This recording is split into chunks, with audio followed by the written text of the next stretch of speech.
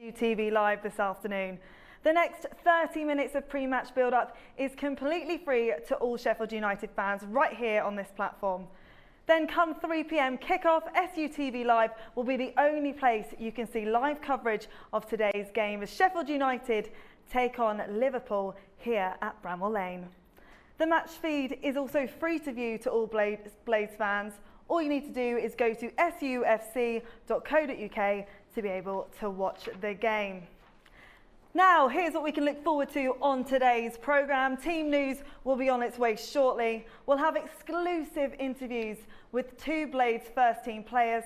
That's Maddie Cusack and our new signing, Ruby Clark. And we'll hear from our head coach, Neil Redfern, very soon too. I'll be doing that in the company of two very special guests today who are with me here in the studio at Bramall Lane. Hello and welcome to SUTV Live. Today is a very special day and I'm very privileged to be bringing you the first, hopefully the first of many women's games on SUTV Live. And alongside me I've got two great guests to bring all the build up ahead of our 3 p.m. kickoff this afternoon too. So let's get on and introduce them. The first person on my left is a man who's played for the club, who's played professionally over 400 games for the likes of Wimbledon, Aston Villa, Preston, of course Sheffield United. However, in his own words, he did say playing for Hull City helped him realise he was ready to retire. So I'm not sure what that means.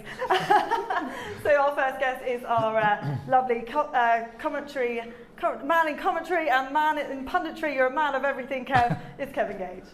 Kev, how are you? I'm very good, thank you, Ashley. Very good indeed. Good, good. Are you looking forward to today's game? I really am looking forward to it. It's going to be a great occasion. Hopefully get a decent crowd as well. So, yeah, it should be a really good game of football as well, by the way. Two really good footballing teams. So, really looking forward to it. Good occasion. I listed a lot of teams that you just played for. We've not actually debuted for the women's side. No, wouldn't get in the team. Too good. No, they are pretty good. I don't think you would get a look in at the moment. And speaking of the team, our next guest is our insight of today is our former, it's not former player, it's our first team player, Ellie. How are you, Ellie? Yeah, really good, thank you. Good. Welcome to SUTV Live. Thank you. Thanks for having me here. You're more than welcome. Ellie Wilson, what brings you here today? I've heard you have an injury. Yeah, so I'm currently out with ACL injury, hopefully not too far off playing. Obviously I would have loved to have been playing in this game just now, but yeah, I'm hopefully not too far off now. And speaking of the game today, it's very special being here at Bramall Lane. Have you got any family and friends? Yeah, my family's all up in the box, so I was like, yeah, okay, I'm not going to be on the pitch, but they wanted to come up. It's going to be a great occasion for the club. A lot of the players have got friends and family here, so yeah, really looking forward to it. Oh, great! And we're looking forward to it. Kev, you've also got links with the women's team, haven't you? Yeah, a couple of years ago, my stepdaughter Izzy Ford came through the ranks from 10 years old and progressed right the way through to the first team squad. And played for England, and so she scored in her debut when she was 16. So I've watched the girls' game all the way through to see the birth of Sheffield United women as a kind of force in the Championship and looking to push forward and go into the Women's Super League. So it's been good to see the development of all the players and the team itself. Ellie, you're part of the inner circle, so you can give a little insight into how they're feeling. How excited are the team to play today? The girls are absolutely buzzing. I think since it was announced that the opportunity, for this game was going to be played at Bramall Lane, I think that's just geared everybody up for what is already a big game for us anyway. Liverpool's obviously doing really well in the league. They're just below us, but they had a strong season last season. They're full time, so a massive fixture for us, and yeah, it being at Bramall Lane Stadium has just enhanced that even more. It will be a test, but a massive occasion, and like we say, it's in front of fans. And Kev, we have been saying how important fans have been, especially since the likes of COVID. So it will be a special day for the women, won't it? Absolutely, yeah. I mean, they play the home games at Chesterfield FC anyway, so they used to be playing in a stadium, and they get a few hundred fans down there. So it's just nice for the girls to play on their home patch, with with all the surroundings, and I've just been through the main entrance, and there's cameras there, and there's the players are getting asked for autographs, and there's much more of a build up, much more of a spectacle. And obviously you're in the home team dressing room as well with all the bits and bobs that go with the first team. So it's just a great occasion for everybody, and I'm sure they'll do themselves justice. Speaking of clips and media, I think Ellie, our camera's got a glimpse of you testing out your reporting skills a little bit earlier. There we go, look at you. Oh no, just getting warmed up, Have you brought your water bottle, your mic into the studio, you ready? Oh yeah, I'm ready whenever called upon. What were you asking her? How she's feeling? Yeah, how we're feeling about the game, what the vibe is in the dressing room, what we're thinking about Liverpool, Amazing, what did she have to say? Yeah, she said well up for it, hoping we're going to get a positive result. We want to, hit the ground running with the game and hit them hard. So amazing. As long as we come away with a win, then we need to get you down pitch side more often. Oh yeah, just tune in to half time and I'll be down. I'll be thrown to you. Hello. Yeah. Right, so speaking of the team, let's have a look at how the teams line up today. Starting with Sheffield United. I'm going to come to you, of course, Ellie, straight away. Who can we look forward to seeing? Is one change since you last run out? Yeah, so Bex Rayner in the squad. She's just come back in from hamstring injury, so she'll be really pleased to be starting. Any player that's been out for a little bit, she's going to be fired up and wanting to perform. Backline more or less the same. We've been pretty solid. We've had clean sheets across the board, and obviously we like Fran in goal.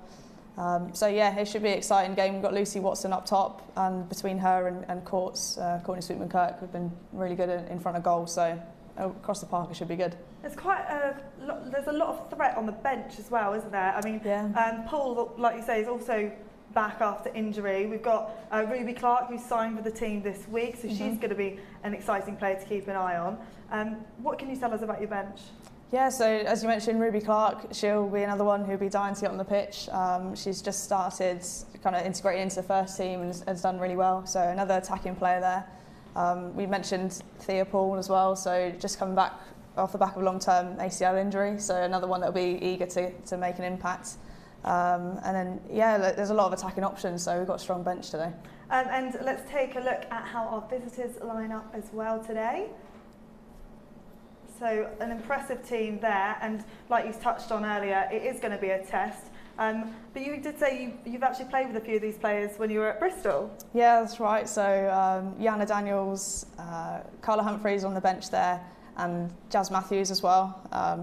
Strong defender in Jazz. So yeah, played with a few of them, and again, Liverpool are a very strong side. We know that from last season.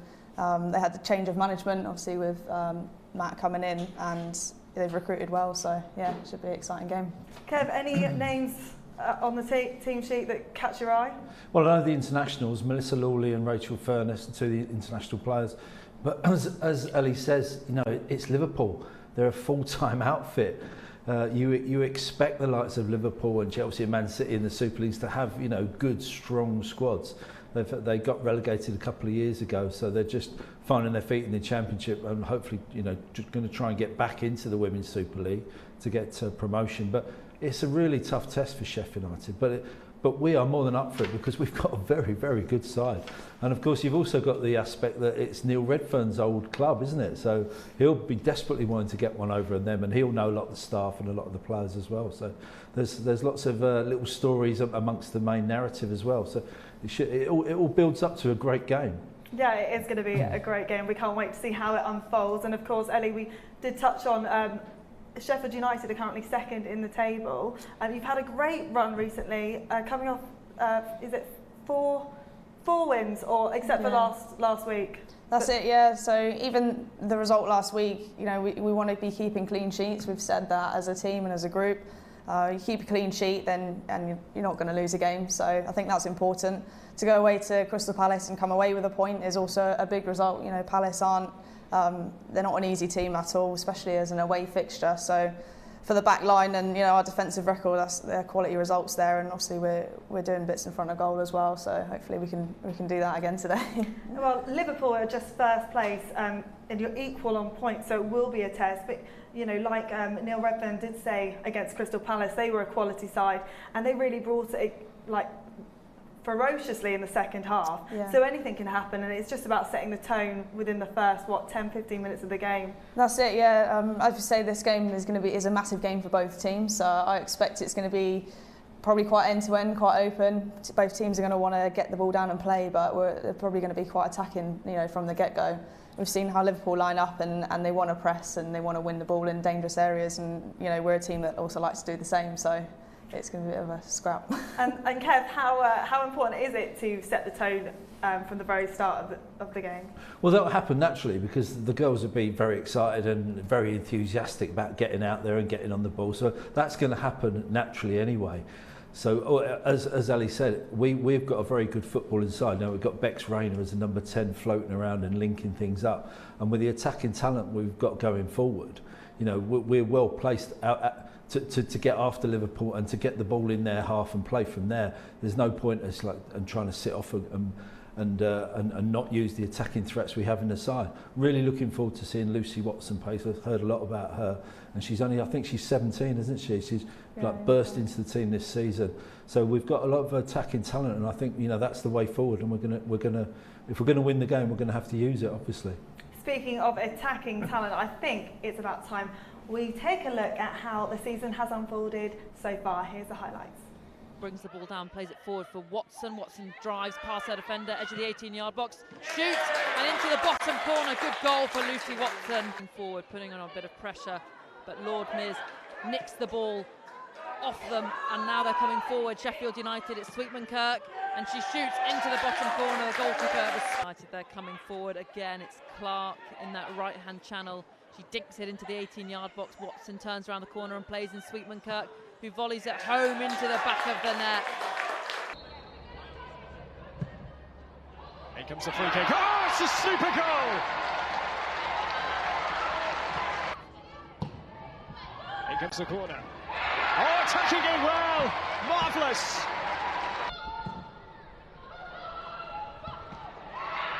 Oh, and has it gone in? It has! Newsham for Sheffield United. This is Sweetman Kirk, and that's a good ball as well for Watson. And that's an excellent header. And still motoring forwards here. It's still Watson. Who can she pick out? Sweetman Kirk! 1-0. A really good flowing move, and Sheffield United lead. Distance on the clearance. Jess Clark racing forward on the right-hand side. And this is Lucy Watson! And that's two inside the opening 10 minutes for Sheffield United. Play it back. What can Newsham do here? This is Watson. Oh, that's a really good turn of pace, and that's a wonderful shot, and that's three. And Sheffield United have started the second half as they started the first. Kev, some real skill on display there. What are your top moments that we've just seen? I think the directness of our players. We've got Jess Clark, on the right, and Lucy Watson, as I mentioned earlier. Very, very direct, very fast. Attack their defenders, attack their fullbacks, and you've got Courtney Sweetman Kirk, who's an experienced finisher and will get on the end of things. And as I mentioned before, we've got Bex Rayner floating about creating. So, that unit of four players, obviously supported by Maddie Cusack in midfield and the other guys.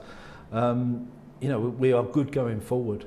So I'm looking forward to seeing that happen. We do seem to be very strong from the front, but Ellie, again, our midfield is very strong on the likes of Maddie Cusack, isn't it? Oh, massively, yeah. Mads puts a shift in every game, as all of the midfield unit do. And they are very attacking minded, so when we win the ball back we want to see how we can hurt the opposition straight away. But in the same time you've got Cash, Lipko is very good at protecting the back four and helping that defensive side, so we've got a real balance in there.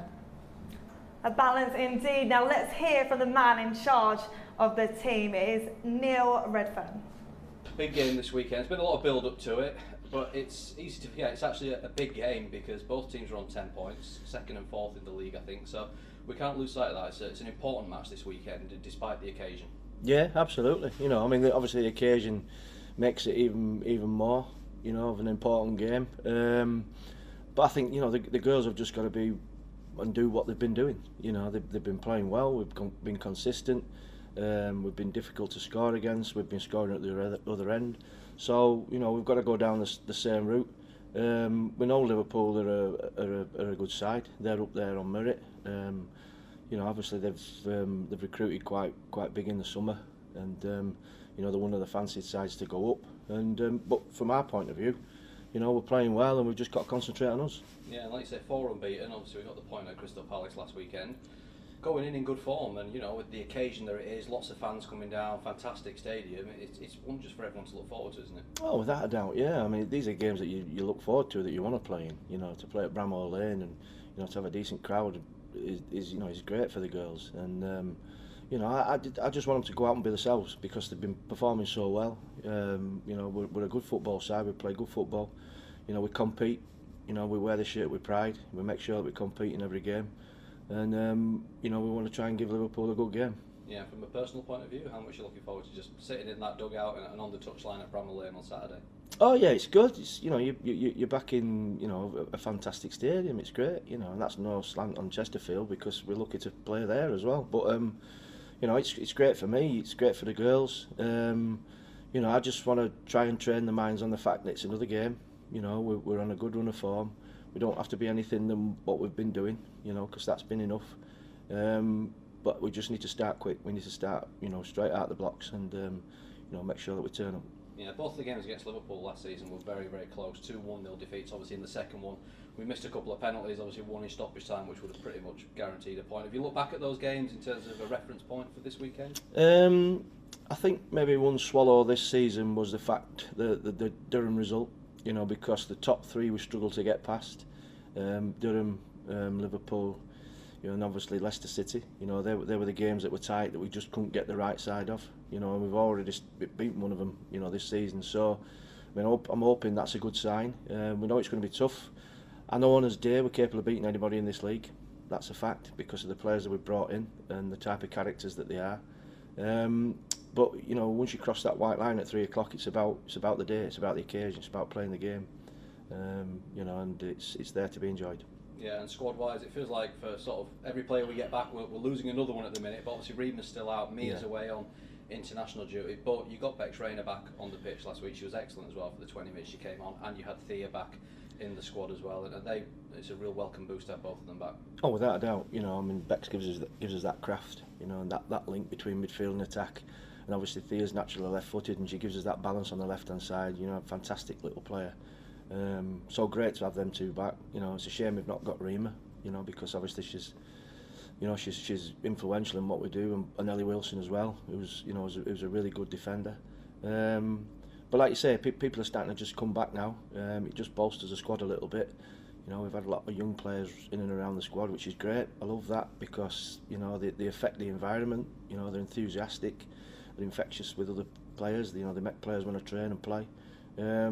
So we've got a good blend. We've got a good balance. Great to hear from Neil Redfern, who's been in charge of the women's team for just over a year now. Kev, a really important point I think he picked up on there is to play the game as well as the occasion, because it is a big day for the team, but equally they just need to get the job done as well, don't they? Absolutely, yeah. It's all very well saying, oh, it's at Bramall Lane and there's lots of hype and it's on the TV, etc., etc., and we're doing shows like this. But once the first whistle goes, it is just another game of football, and within a couple of minutes, maybe after your first touch or your first challenge or something like that, you just got to forget about the surroundings and just get on with the game. And I think the players will, to be honest, because it's not as if they play on local parks or anything like that. You know, they play at a good standard at league grounds all around the country. So I think once the whistle goes, after the initial 2 or 3, 4, 5 minutes, when the game settles down, I think they'll just get on with the game, and it wouldn't matter if it's at Bramall Lane or wherever it would be. It will just be Sheffield United versus Liverpool. And Ellie, he seems like nothing phases him. I mean, he is so experienced, isn't it? How is his management style, and how is he with the team? Pretty, you know, as you said it, he is, you know, very calm and collected, and as you said, he's got masses of experience, which as a group we all want to feed off of and learn. So yeah, it's somebody that you can learn a lot from, and he knows his stuff, and all the girls enjoy, you know, working for Ed. Since he came in, we've been doing really well, and yeah, it's been positive since he's joined, definitely. Oh, that's great. He's a positive influence on the team. That's massively, always a good thing. So as we continue our build-up this afternoon, a very exciting interview now from exclusively on SUTV Live. It's from our very new signing. It's Ruby Clark. Well, Ruby, congratulations. Welcome to the first team. Just how excited are you? Oh, so excited. Like, it's been a long time coming, and now I've finally turned the right age. It's good. You've been at this club a long time. You've come through the RTC. I think you were 10 years old when you joined. So how proud are you to now have made that step and all the time you've been here and now in the first team? Yeah, no, very proud because I've made my way through it all, and now it's finally at the top. And then I've got there quite an early age, so it's just I'm so proud. And then my parents are as well, so it's just good. Yeah, and it's not completely new to you. You've obviously trained around the first team a little bit. We've worked with Redders. You've had that little bit of time to settle in. How have you kind of found it training up with the first team and obviously working with Redders? Oh no, it's so good. He's such a good manager, and that you can tell that he used to be a player by just the way he even speaks to you. And then now that when I train with them in December, now that I know them all, it's just a lot better now, and I feel like I can fully express myself on the pitch, and then it's paying off. So. Yeah, and I'm sure you've seen as well, obviously, so many of the other young players that have come through the system and into the first team. You've got a manager, obviously, who has that faith in young players. What's he kind of said to you about, what he wants from you, I suppose, now that you're in the first team? Well, you can just tell that he just wants me to just express myself on the pitch, like I said, and then you can see that it's fully about youth development. So then it just helps you so much. Like, you can ask all the others, and then everyone will say the same. It just drives you when you're playing. So then it's just. You've got some familiar faces in there as well. Obviously, Rich was saying, obviously, you and Tilly know each other well. She came into the first team as well, so it's nice as well to have some familiar faces and some friends that I suppose you've grown up with as well around you. Yeah, of course.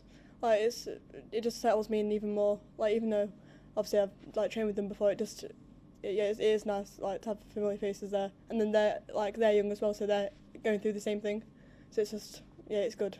And whatever your involvement, nice easy one this weekend, obviously, whether it's for the first team, Liverpool obviously at Bramall Lane, whatever your involvement, even just to be there, how excited are you about that? I'm buzzing, honestly. It's just such a good atmosphere as well, and then the record-breaking crowd, it's just amazing. It's just even to be involved would be amazing. So. Yeah, and finally, just in terms of looking at the whole season ahead, for you, your development, what's kind of your aims in terms of where you'd like to be maybe at the end of the season? Well, I just want to establish myself in the team really, and then hopefully by the next season I'll be playing more in games. But even just making my debut this season is just enough for me. Then just just marking myself really. Ruby Clark speaking to SUTV Live. Great to know that she wants to establish herself in the team by Christmas, or by the end of the season at least. Ellie, I mean, she just seems so calm and collected, way older than her years, because of course she is only 16 years old, been with the club since she was 10. How has she been settling in? Yeah, I mean, as you said, she's very calm and collected, and she speaks very well there as well. She'll be absolutely buzzing to have signed now that she's worked her way through the ranks, and I think she's one that's not necessarily going to go under the radar, but she's a bit of a dark horse and attacking midfield. So I think as she settles in and hopefully gets more experience, even like today, whether she gets on or not, it's a great experience for her. I know she's obviously on the bench today, so she will desperately, I'm sure everyone will desperately want to have a run out today. Kev, 16 years old, you were really young when you made your debut. So how do you think she's feeling right now? She'll be excited. I mean, she'll be buzzing. It's a fantastic achievement, isn't it? I can relate to it because, as I say, my stepdaughter played when she was 16, and I think at that age you just take it in your stride. I don't think you're worried and you get nervous. I think also it's a tribute to Sheffield United's youth system that they bring these girls through and they bring these players through. So I think they're conditioned at an early age, to do really well. Well, we've got more than one exclusive for you guys. We can also hear right now from Maddie Cusack. Well, Maddie, big game this weekend against Liverpool. How much are you looking forward to the occasion, first and foremost, obviously playing at Bramall Lane again? Yeah, it's a massive game, and what a fantastic stadium to play at. We're all really, really excited, and can't wait to step foot on Bramall Lane at the weekend. There's been a lot of build-up, obviously, a lot of media attention, a lot of trying to promote, obviously, the game to Sheffield United supporters, but it can't be forgotten, it is actually a big game. Obviously both teams are on 10 points, both teams have had a good start, and it's actually an important match in terms of the league standings, and one obviously that's going to be a tough one to win. Yeah, definitely. Both good teams in the league, both done really well over the last couple of seasons. Like you say, everybody knows it's such a big game, and we've been prepping all week and just excited to get out there on Saturday. You're one of the few that have obviously played at Bramall Lane before, back in the first season. That final day of the season against Millwall when we won 6-0. What are your sort of memories of that day, and does that sort of make it more exciting to remember what it was like with fans there, you know, at Bramall Lane, and what it's going to be like hopefully on Saturday?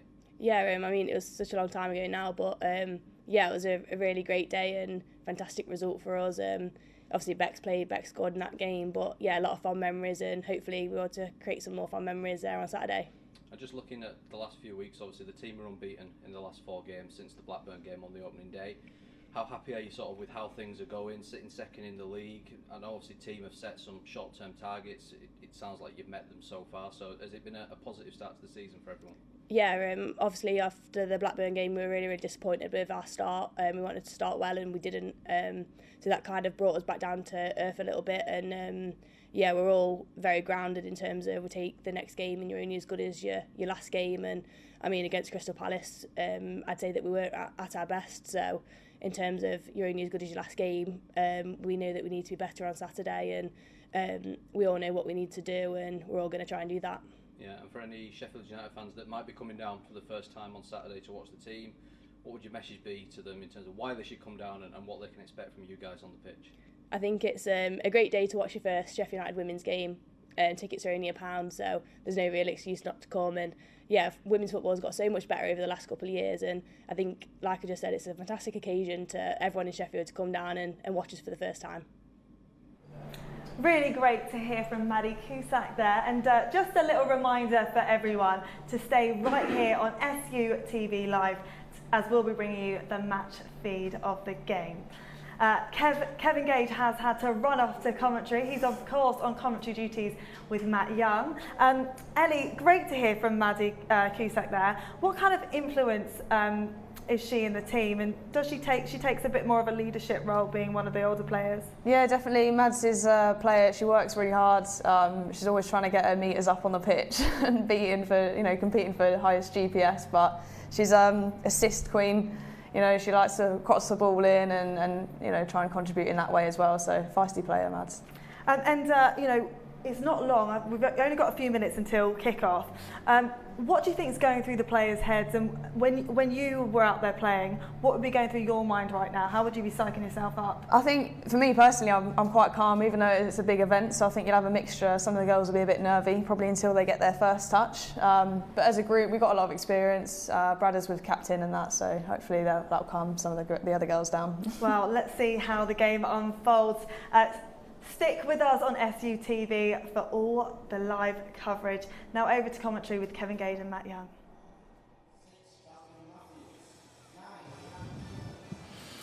It's second against third as United host Liverpool in front of what is expected to be a record crowd for a women's game at Bramall Lane. Neil Redfern's side are unbeaten in 4 and have notched a hat-trick of clean sheets ahead of the visit of one of the league's most fancied sides. Liverpool are level on points with United in the table, and both sides played out 2 very close games last season. So another tight contest could be in store in front of a possible 4,000 plus crowd here in S2. Kevin Gage has joined me in the commentary booth, and a great moment for Sheffield United women playing at Bramall Lane. They probably won't be too fazed by this though. Let's face it, they play at Chesterfield every week, which is a pretty decent stadium. Liverpool, of course, play at Prenton Park, Kevin, so you wouldn't expect the slightly bigger stage to have much of an impact, would you? I don't think there's going to be a massive thing for the girls. No, I think it's nice pre-match. And in the lead up to the game, there's lots more hype about it. And when you arrive at the club, it's nice to go to your home club and go in the home dressing room, obviously, that the men and the first team players, the men's first team players use. So I think give it a couple of minutes into the game, and I think it will just settle down and they'll treat it like a normal game of football, which is exactly the right way they have to do it, of course. These matches will be particularly more prevalent for the likes of Cassia Lipko. You mentioned pre-match. Maddie Cusack's been here a long time. Thea on the bench as well, who's been here right from the start. United do play at Bramall Lane every so often, but it's always a little bit extra special for those that have been in the system for a long time, who kind of were with United right at the start of this journey. Yeah, it's nice to see a couple of the girls who started 3 or 4 years ago. When Sheffield United started to take the women's game a little bit more seriously, I think they realised the way football was going and the women's game, and they saw the likes of Man City doing really well with the women's game, and Arsenal and Chelsea have had a good presence. I mean, Man United didn't have a women's team until about 3-4 years ago, and then just threw money at it, and are now obviously in the Super League and doing really well, as you'd expect. So I think it just raises the profile of Sheffield United as a football club, not only in the UK and the women's game, but obviously all around the world as a footballing kind of entity. We saw both sides come together there to show the unity against discrimination in football, and Sheffield United go into the pre-match huddle now, and we mentioned how tight the league is. It's still very early days. Sheffield United, of course, part-time, Liverpool full-time. It'd be quite a scalp for Sheffield United if they could knock 3 points up against a side which are probably expected to be right up there at the end of the season. Yeah, for sure. As you rightly say, Liverpool should, in theory, have the edge because they are full-time professionals, and it will make a little bit of a difference. So obviously you've got budgetary restrictions, and Liverpool's budget, I would imagine, is double, 3 times that of Sheffield United. So that comes into play. You can attract better players, but I think because Sheffield United they're on the up as a women's team, I think we attract good players, and there's a plan for Sheffield United to hopefully get promotion this year and then to turn full-time in the Women's Super League. So yes, I think it's a good time to be involved with the ladies' game, and of course more and more females are watching professional football. They've done it through the years, for decades, of course. But with the media attention now it gets, it's on BBC One, it's on BBC Two, there's a Sky game today, I think, as well.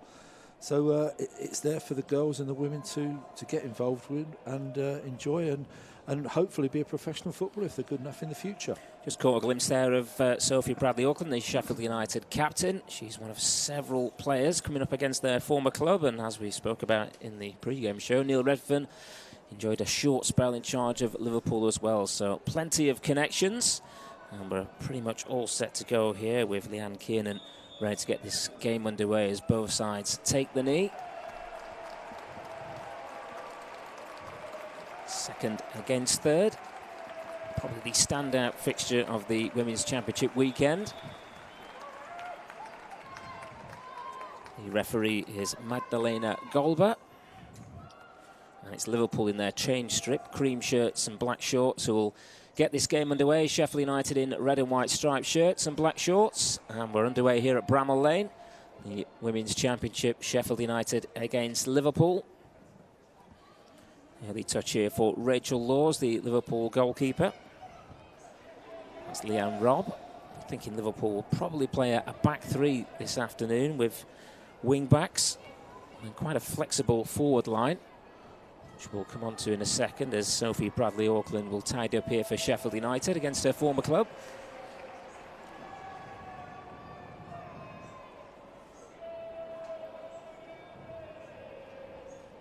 That's Daniels for Liverpool. That's the first free kick of the afternoon. Tripped by Maddie Cusack there. Don't think she's too impressed, Maddie. Now, she does like a tackle, Maddie, to be fair. She's a proper all-round box-to-box midfielder, and she gives us a bit of steel in there. But she's pleading innocence there. Yeah, we think she'll probably sit alongside Kasia Lipke this afternoon, but she does have the ability to get forward and has played in a more advanced role as well for Sheffield United, as Liverpool take this free kick, hoisted in towards the 6-yard area. A real chance, and what an opportunity for Jasmine Matthews. Really, Liverpool probably should have opened the scoring there, Kevin. Well, not probably, definitely. I mean, that's a free header. I don't quite know how she's got so free. About 10 yards out from goal, right in the centre. The marking there was shocking from Sheffield United. But really should be 1-0 down at this early stage of the game.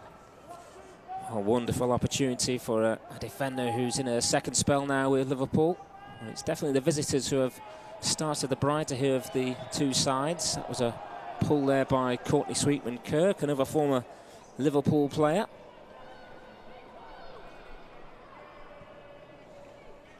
Liverpool, of course, back-to-back winners of the WSL, 2013 and 14. Fallen on tough times in recent years, relegated into the second tier a couple of years ago. But they're expected to be a strong force this season. It's a simple ball for Fran Kitchen to deal with, yet another former Liverpool player. Big Sheffield United supporter, the Blades goalkeeper, currently in her third spell with the Blades.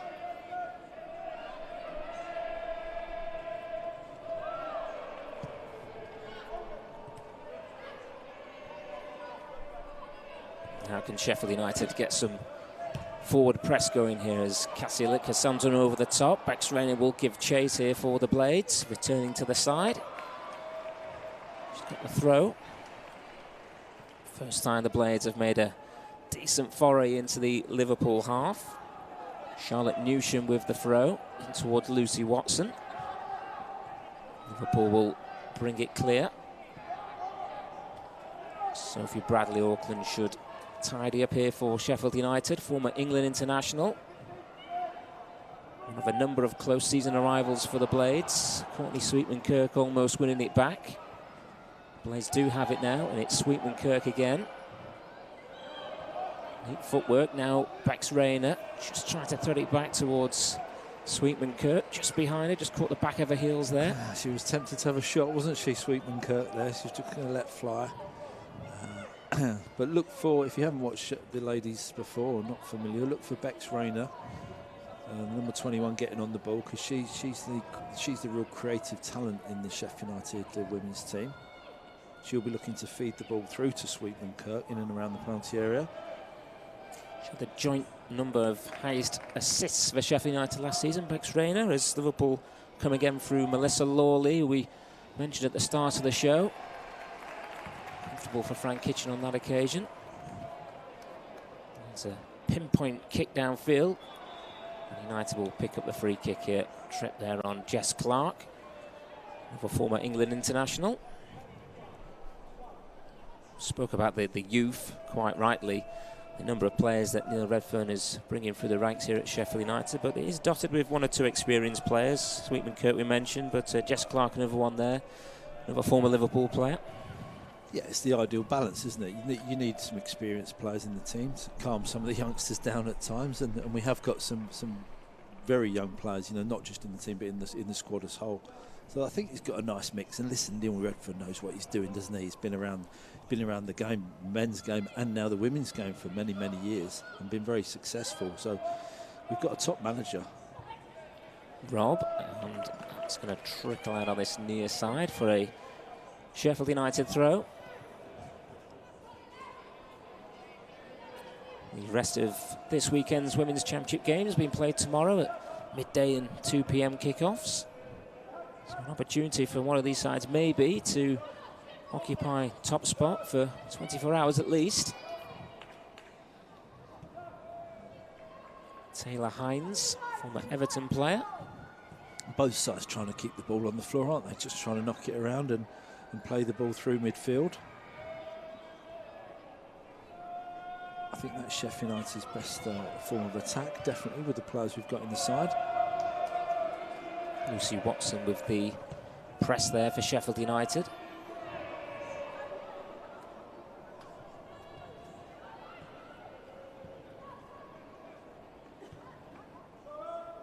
Patience from Liverpool.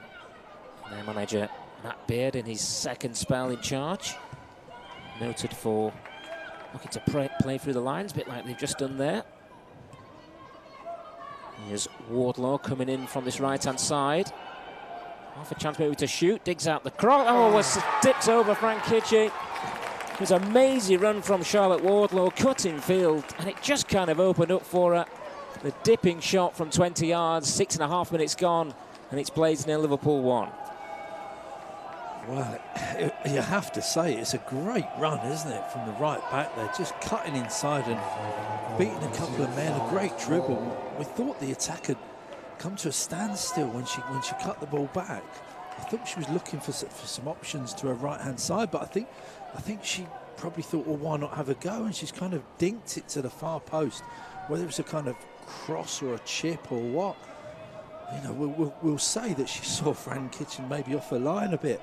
But it's an excellent finish. If she's meant to do that, it's really first-class skill. Created all the space herself with that running field. Needed half a yard. And the Chelsea loanee, who's on a season-long loan, has given Liverpool the lead here at Bramall Lane. I mean, it was a great cut inside, wasn't it? really, it was good football from Liverpool actually, and she cut inside so well, but it was a kind of, she had no other options. It was as if the attack broke down and she's kind of thought, well, I'll have a go here, I'll have a chip here, and it's come off brilliantly. It's a confident start from the visitors, who are pinging the ball around now. This time they've gone long towards that far side. Touch to the left there. And a good early cross as well, and Frank Kitchen almost colliding there with Georgia Robert. She got the ball clear. And now maybe Sheffield United can get some attacking potency down this left-hand side with Jess Clark. Clark on the charge. Challenge coming in from the goal scorer Wardlaw, and then Clark has bundled over the Liverpool player, and I thought that could well have been a foul, and so did Charlotte Wardlaw, but Sheffield United will settle for the corner. Certainly will.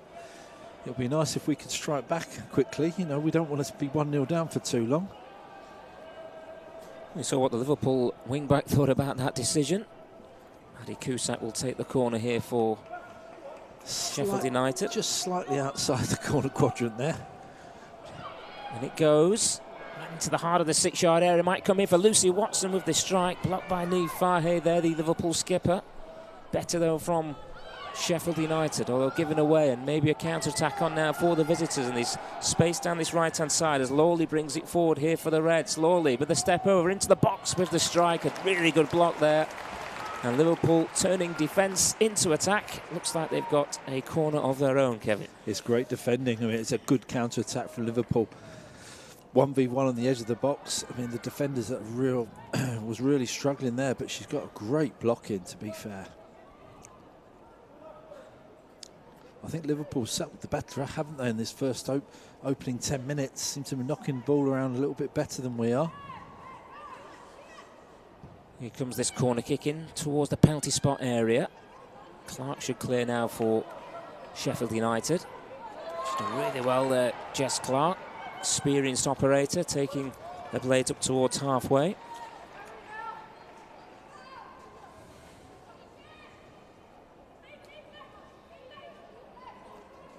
This is where we need the experienced players like Maddie Cusack and Lipka and Bex Rayner, you know, to get on the ball and get us playing. Because if we're going to get back in the game, this is the way we're going to do it. Newsham's throw, and I think that, well, I thought that was going to be another blades throw, but it's been given to Liverpool, who have adapted the better of the two sides so far. Referee not happy with that restart.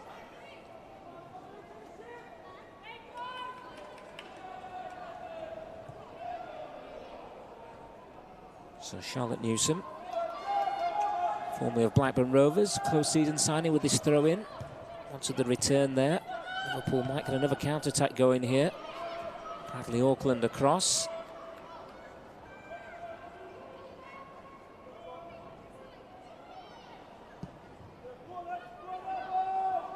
Good flick on. Lucy Watson will give chase here, but Rachel Laws was quickly out.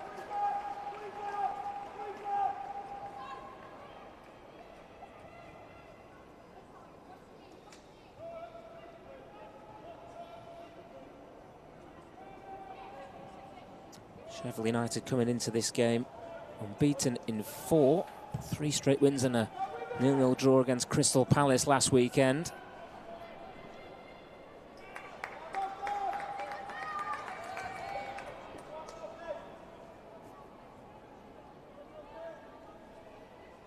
Taylor Hines with this throw-in, gets it back from Leanne Kiernan. Looks like there's a flag up there for offside.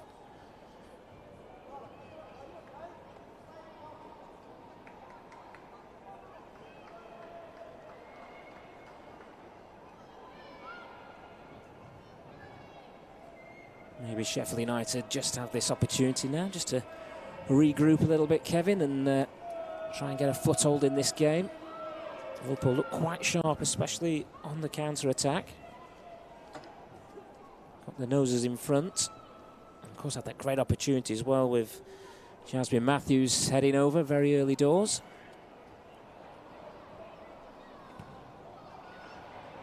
Chase on here for Lucy Watson. Again, Rachel Laws gets her starting position spot on. Yes, as I say, we need to get into the game a bit. Liverpool seem to be nice and cool and calm and collected in possession. I think both sides are enjoying playing on this fantastic surface, obviously. Watson now picking up the scraps for Sheffield United. Some very strong sliding challenge, but a fair one. Lipka then gets her foot in for the Blades. Experienced Sophie Walton now, the referee just halting proceedings. Excellent crowd, isn't there, Matt? Good support for our ladies this afternoon. Well, we had a chat with one or two in the ticket office before the game, and they were thinking that they would be close to 4,000.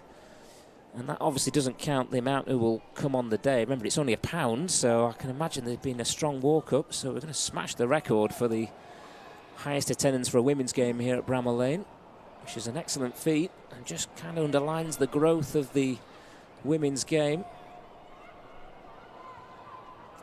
I mentioned the television coverage of the Women's Super League, both BBC and Sky.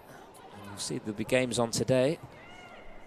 I've taken more live fixtures this season.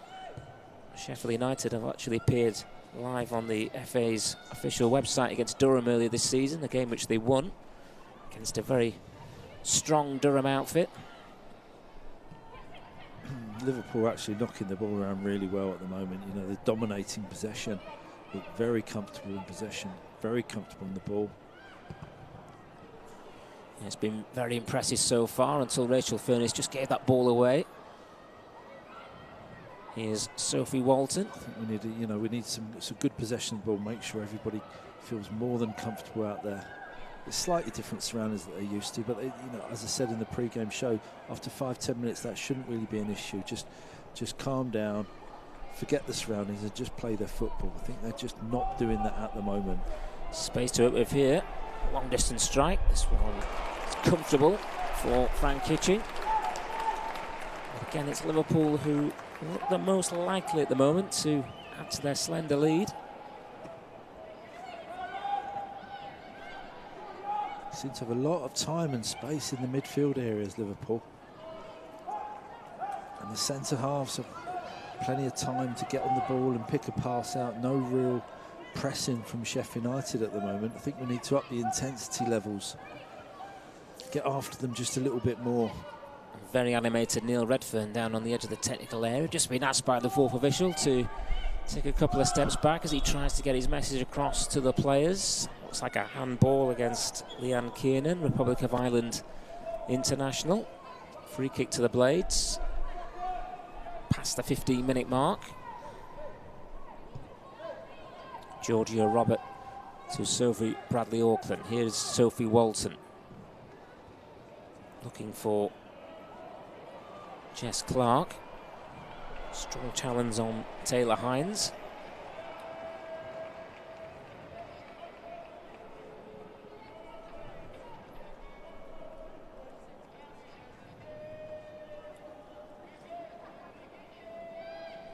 Very youthful looking bench for the Blades. Mentioned Ruby Clark at the top of the show, but the likes of Charlie Doherty, Matilda Taylor, Tamara Wilcock all come through the Sheffield United development system. Foot in there by Rayner.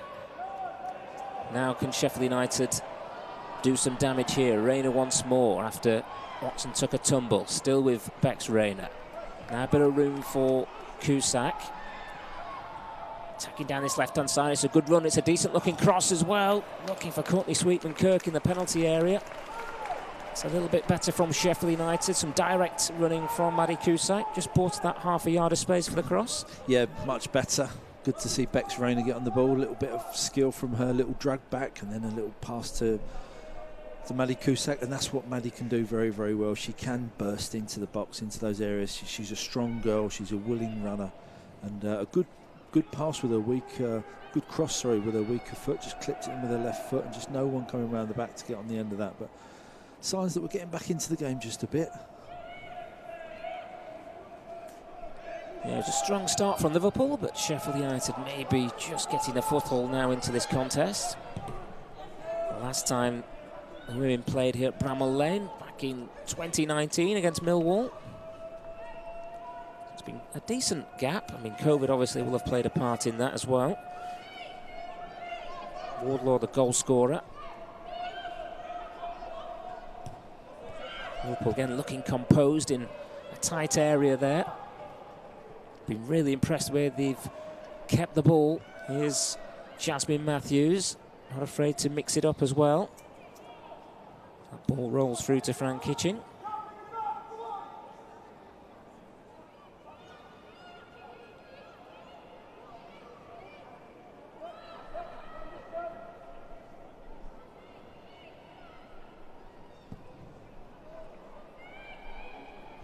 Good header clear there by Matthews. Cusack was almost onto that one for United. Watson covering the ground as Wardlaw will guide it back to Rachel Laws, who was closed down there by Courtney Sweetman-Kirk, who got a block on that clearance. And that could have been better for Sheffield United, where that ball looped up in the air. A bit more intensity maybe now about Sheffield United's play. Enjoying a bit more of the ball as well. Nicely done by Robert here to this near side, and an opportunity for Charlotte Newsham to get forward. Slide the ball into the left channel. It's a good ball as well, and Watson with the low cross. It's gone right across the area. Rayner was arriving. Much better though from Sheffield United, who are building some momentum here. Just couldn't quite collect that pass infield there, Lucy Watson. And you see Lucy Watson and Jess Clark quite interchangeable. Watson now on this left-hand side. Yeah, they can do that. I think Lucy Watson is better on the left. Obviously, she's left-footed. She can be very direct and get at her defenders, get her at her right back, opposing right back, which she did there, and cut a good ball back, but just no one on the end of it. Sweetman-Kirk made a run to the near post, unfortunately, where nobody burst in from midfield to get in the box. Otherwise, they would have been able to slide that on goal. But a bit more promising from Sheffield United. I'm impressed with Liverpool, though. I must say, they've knocked the ball around really well in this first 20 minutes or so. They're actually doing what I expected Sheffield United to do. I'm hoping the occasion isn't getting to some of the Sheffield United players at the moment. I said pre-match that I don't think it would, but maybe they just need a little bit more time to settle down and to get into the game. It's a little bit loose, and now Cusack for the Blades. Looking for Sweetman-Kirk. We know Courtney Sweetman-Kirk quite well on this show because she's done a little bit of SUTV this season. She was our guest, I think, for the men's game against Hull City, a regular face on Sky Sports as well. Foot in by Clark. Liverpool throw on the far side. She's up there on her own at times, isn't she, Sweetman-Kirk? She's not getting a lot of support from the likes of Bex Rayner and some of the others, you know, and she's quite a diminutive striker. She's not the biggest girl up there, so she's not going to win too much in the air. So she's relying on getting the ball to her feet and then getting other people around her to join her and give her a bit of support. I think we need to kind of push up as a team and play 5-10 yards further forward. Press Liverpool just a bit more and make them play in their own half. That was Rayner who was pressing Rachel Furness there. Lucy Watson just indicating to one or two of her teammates about that, perhaps getting a little bit further up the pitch. As Rachel Laws clears to this near side.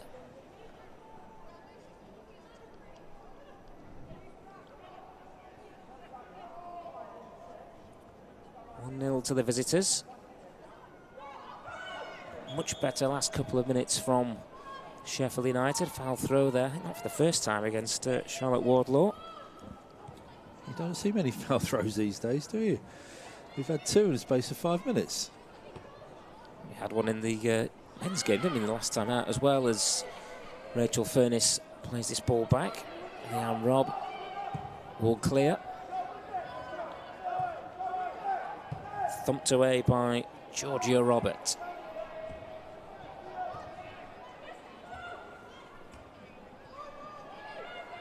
Been a midfield pinball.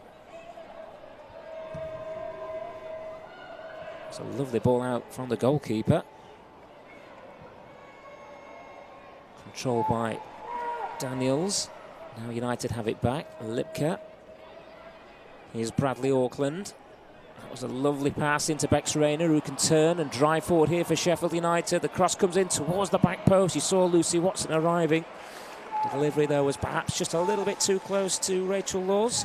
Yeah, I've seen Bex Rayner many times get balls in those situations. She usually drives at defences, and she's got the ability to dribble past people in and around the box, and I think she could have kept going there. A little bit too early to cross that ball. Hines plays it in field. Daniels now for Liverpool. That's well cut out by Charlotte Newsham.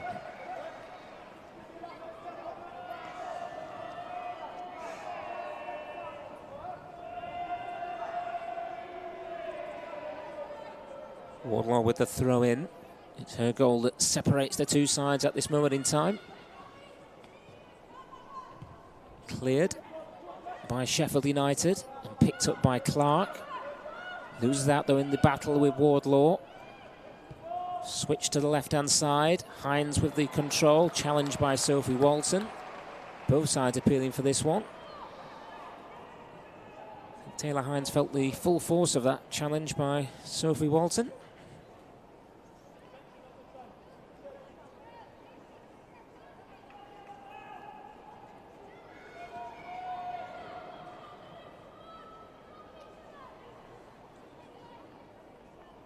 Yeah, the girls certainly don't hold back in any challenges, do they? I think people watching these games for the first time will be quite surprised at how intense it is sometimes. It's like maybe something's just come loose there, a necklace maybe, and it's gone into the sock. I thought she was going to just lay it at the side of the pitch, which would have been difficult to find potentially. You don't want to lose anything like that. As Taylor Hines takes this throw in. Pressure here from Bex Rayner. Liverpool work it back inside their own half, but keep the ball. Rob, one of the three centre-halves from Matt Beard's side. Quite happy to give up territory, Liverpool, to keep the ball. Walton's header clear. Cusack under a bit of pressure. She was fouled there by Kerry Holland. And that will be a free kick to the Blades.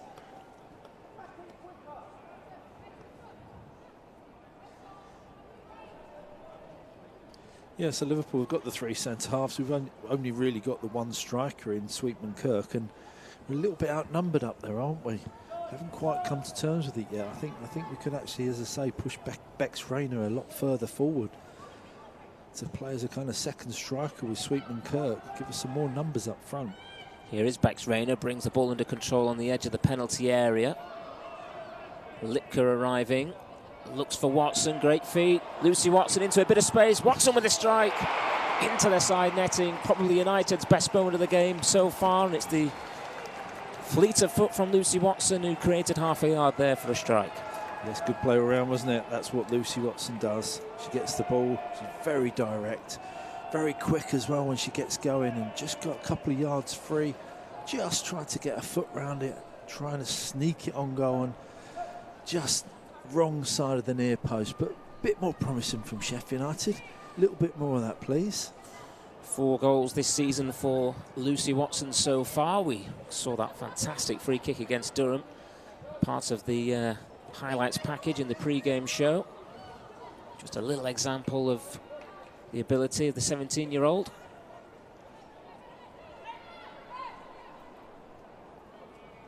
Liverpool throw down this right-hand side. Just bounced off Leanne Kiernan. United have it back. Bradley Auckland has played in the World Cup and also represented Team GB at the Olympics. Clearance made by Matthews, controlled by Walton.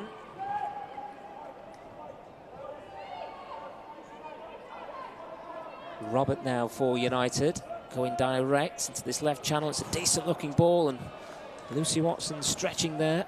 Couldn't quite bring it under a spell, but decent idea from the Sheffield United centre-half with the ball into the left channel. Yeah, the trouble is with balls like that, they've got to be inch perfect, haven't they? Otherwise they're just going to skip off the turf and go through for a goal kick. But they'll be looking to hit Lucy on the left-hand side, because as I said earlier, she's very direct and she does like running with and without the ball, so it's a good outlet for us. Looks to me at least 3/4 of that John Street stand full. Really good turnout here at Bramall Lane this afternoon. He made the most of the lack of action in the men's game, obviously international break. The under-23s this week as well. And now the women's game here at Bramall Lane. Well, the groundsman used to say, oh, we can't have too many games, it will wreck the pitch. I don't think you can use that excuse anymore, because pitches just seem to be perfect all season, don't they, no matter how many games you play on them. Certainly nothing wrong with this surface at the moment at Bramall Lane. A lot of investment has gone into it over recent years. Sheffield United still trailing by a 1-0, approaching the 30-minute mark. Header forward by Maddie Cusack. Challenge from Sweetman Kirk. Cusack in again. It's a free kick. Quite a heavy landing there. Mentioned Maddie Cusack, combative player, but can play as well.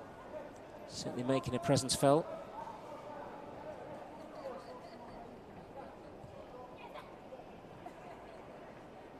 Certainly, I think Matt Beard will be the happier of the two managers. Yeah, we've come back into the game a little bit, but as I say, I've been impressed with Liverpool. They've knocked the ball around really, really well. They settled a bit quicker. They obviously got the goal, which was a good quality goal. A couple of shots, but we're getting back into it bit by bit. Lucy Watson coming into the game a little bit more.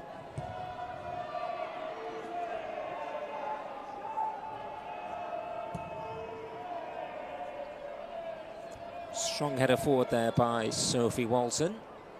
Clark now for United. Just kept it in play and wins the throw-in. Sophie Walton, versatile operator, been playing at right back in recent weeks. That's a lovely turn from Rayner, attacking down this right-hand side for Sheffield United. Sweetman Kirk, wide for Clark, 3 in the box, cleared by Matthews. Almost went for a corner, Taylor Hines with the clearance.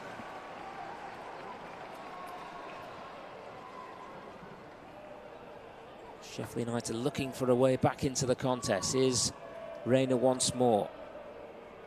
He's had some good moments in this first half for the Blades. Settles for the throw-in. Watson comes short. Clark's there as well. Here is Jess Clark. Faced up by 2 in wide. I think she's won a corner, actually. Well, it's been given as a goal kick. Yeah, just crowded out there. I think with your back to goal there, the best you can probably hope for is a corner. I think she should have been just a bit cleverer, really, and just tried to play for the corner instead of trying to beat the 2 men there. But Bex Rayner coming into the game a little bit more, getting on the ball, using her ability in the tight areas. Probably the most impressive of the United players so far, Bex Rayner. Coming back into the side, actually, after a bit of an injury layoff. Started the first game. Came off the bench against Crystal Palace recently.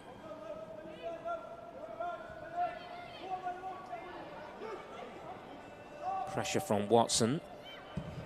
Laws, another clearance which has hit Courtney Sweetman-Kirk. That's the second time that's happened, and the second time Liverpool have got away with it. Well, the goalkeeper's berating someone, and I don't think she can blame anybody but herself. You've just got to make sure you clear the attackers if they're pressing down on you. There's a couple of warnings now for the visitors. They've looked reasonably comfortable since taking the lead, but certainly that's a couple of invitations that Sweetman-Kirk has taken up to close down the goalkeeper. It's almost borne fruit for the Blades. Newsham's throw. Sweetman-Kirk, referee seen a foul. Could have let play go there, couldn't he? Sorry. United would have liked the advantage there, and I think that ball was moving as they took what looked like a decent free kick into the path of Bex Rayner. Well, that's twice the referees stopped an attack from Sheffield United there. First time she could have played advantage, and we had the ball to feet, and Sweetman-Kirk would have got a chance to run at the defence.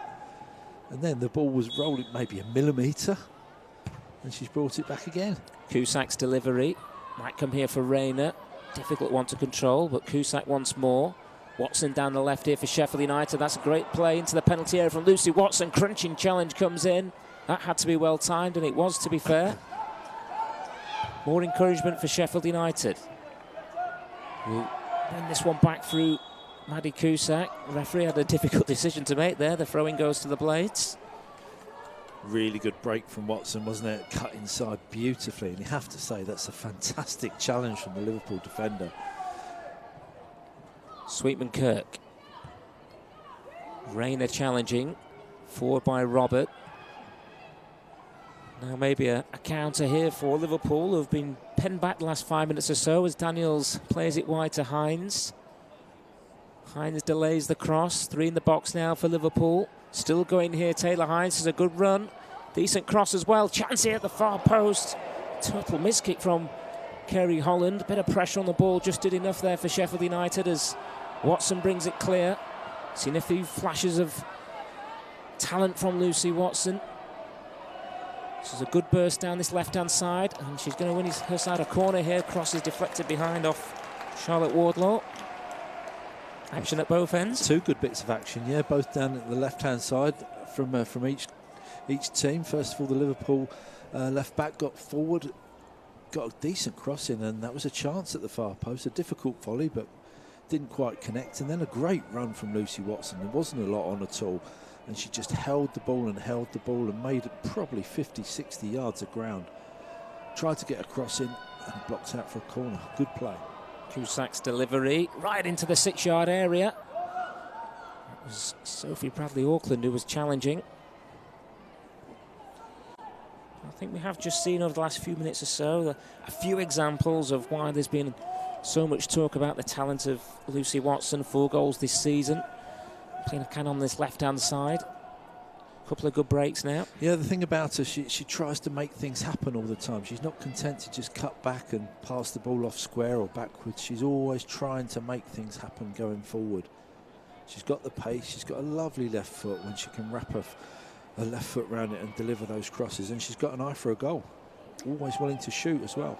10 minutes to go to the break. Liverpool on the attack. Breaks kindly here for the visitors. Down the right-hand side, Wardlaw with the cross. Defending to do here for Sheffield United. Walton will head it clear. First bit of pressure for a while here from the visitors. Into another good position. Challenge comes in. Referee will indicate a corner. Bradley-Auckland there with the challenge on Melissa Lawley.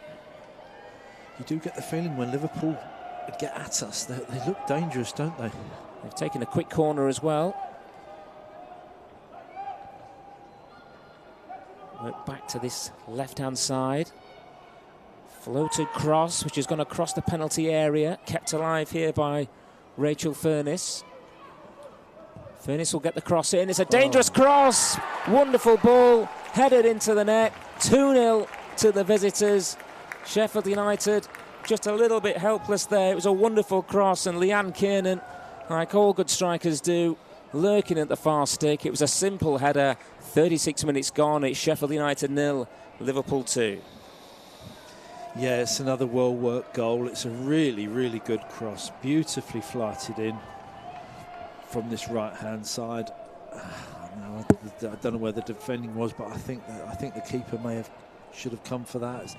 It's around the 6-yard box. I think the keeper's got to be a little bit more dominant there. Fran Kitchen maybe caught on her heels a bit, but certainly the marking wasn't quite right. But I mean, that's a blow for Sheffield United. It's going to be a long way back, I think, now, because Liverpool have proved themselves to be a very good side, have kept the ball well, and it's an uphill battle now. And that goal really just coming off the back of what was a decent spell for Sheffield United. Yeah, but we were saying Liverpool did look dangerous coming forward. You know, they kept getting down, got some decent crosses in, and they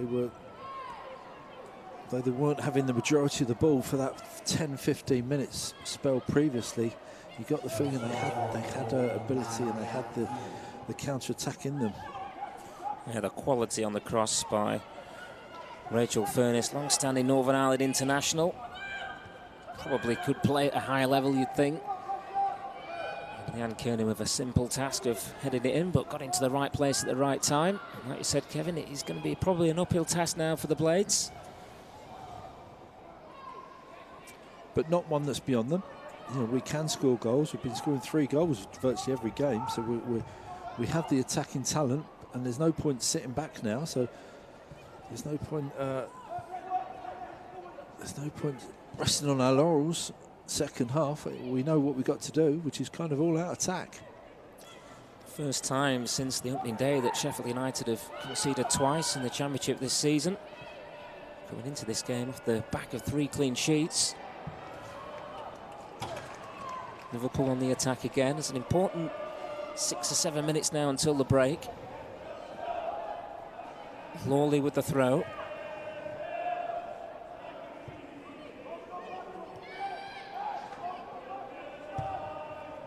Rob crossfield, slice clearance by Sophie Walton, but no dangers. Frank Kitchen collects inside her 6-yard area.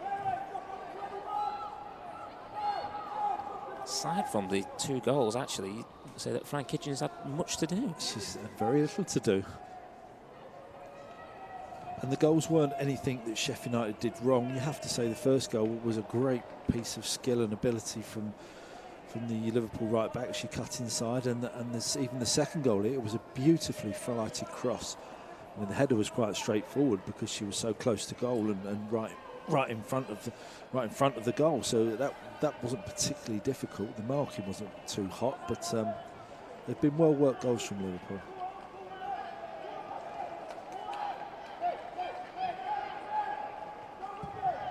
Rachel Laws with the clearance. Strong challenge by Robert, comes here for Newsham. Sends one back into the Liverpool half, and opportunity for Clark to get hold of this one, but I think the flag has been raised. It has. We've seen that interchangeable play from Sheffield United with Jess Clark and Lucy Watson switching from the right and the left. Clark back on the left-hand side now.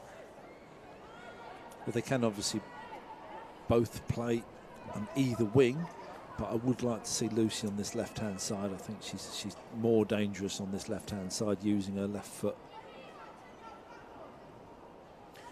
Free kick to the visitors. Just under 5 minutes to go to the break here at Bramall Lane. The 2 complaints about the amount of time taken on the set play there. Liverpool certainly content to be playing it at their pace with the 2-goal lead, and comfortable playing it out from the back. Bit of intensity there from Sweetman Kirk as he tried to close down Taylor Hines, but Liverpool have moved it quickly. It's a good break cross-field here from Lawley. Bringing Wardlaw into play. Decent looking cross as well. It might break to the far stick, and Hines with a strike, blocked by the legs of Frank Kitchen, then cleared off the line, I think, by Georgia Robert there. Much of the goal to aim at. Maybe Liverpool could have made more of that opportunity, but pivotal moments, we talk about them in games. Kevin, could that be one of them? Oh, it certainly could, yeah. Once again, it's a fabulous cross from this right-hand side. And Fran Kitchen's made an excellent save with her feet. Luckily, we got a block on the rebound. Otherwise, that could have been 3-0, and it might well have been game over at that stage. But good defending. You know, we've been up against it there, and we've defended well. Good save from the keeper and a good block from the centre halves. Great challenge by Bex Rainer there as well, as Liverpool tried to take a quick corner. How pivotal could that save be from Fran Kitchen? We were just saying she's not had much to do, but that was an excellent save as Clark tries to burst down this left-hand side for the Blades. 3.5 minutes to go to half-time. But once again, you know, the Liverpool, when they do get forward and attack us and get crosses in, they do look very dangerous. They get people on the end of these crosses, and they seem to get chances and efforts at goal every time they get the ball into our box. Cusack for Sheffield United, looking to find a little bit of inspiration before half-time. Rayner, too strong though, as she looked to play it out to the left-hand side, and Clark.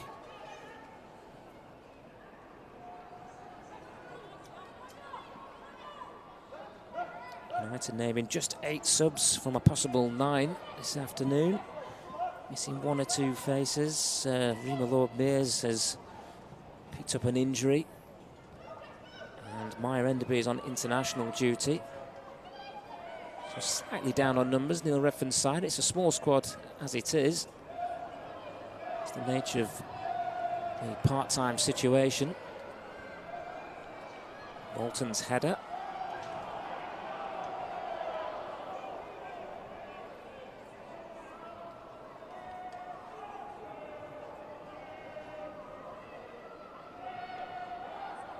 Hines with the throw. Liverpool inching into the Sheffield United half. Fahey with the header, the Liverpool skipper. Furness competing for it. Holds off the challenge of Lipka. Just stretching there, gets the pass away. Good challenge though by Cassia Lipka. One of the unsung heroes of this Sheffield United midfield. Blades number 6. Clark. Good run this by Jess Clark. Just slightly overrun it though. United will get an attacking throw. 90 seconds to go to the break.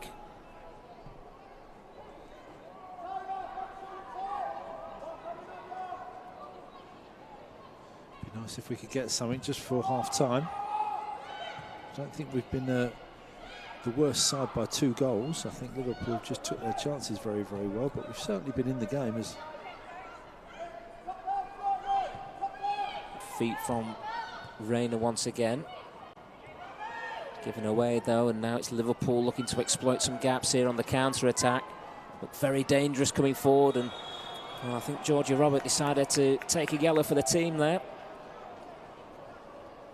was a dangerous attack from the visitors.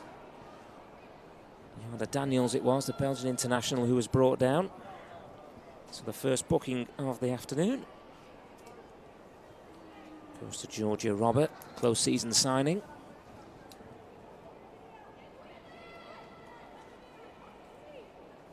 One of the more experienced players as well in this side, even though she's only 26, the former Millwall defender. Free kick then to the visitors. We await added time here, final 10 seconds of normal time. Important couple of minutes maybe here for Sheffield United. Good block on the cross. It'll come back though to Wardlaw, who scored the opening goal. Breaks kindly for Melissa Lawley. Lawley with a burst into the penalty area. Decent cross, half cleared by Bradley Auckland. Bit of indecision in the penalty area, and eventually Maddie Cusack puts her foot through the ball. 2 added minutes at the end of the first half. Can Sheffield United find a way back into this contest? Clark bringing it forward. Holds off the challenge, needs a bit of support, wins a throw.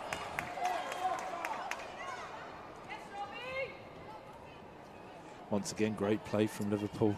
Was it Lawless getting down the right-hand side and drifting past the Sheffield United defenders and cutting the ball back really well. Just luckily we got a block on it, but they do look dangerous coming forward, Liverpool. They've got some ability to get decent crosses in, and their strikers are always in the right areas usually to get on the end of them. Walton for United. Lipka across. Liverpool have it though. And about a minute to go to the break, and I'm sure Liverpool will be just interested in keeping things as it is. So far so good for the visitors. Bit of work at half-time for Neil Redfern and his staff. Far from out of this, but certainly going to be an uphill task in the second half.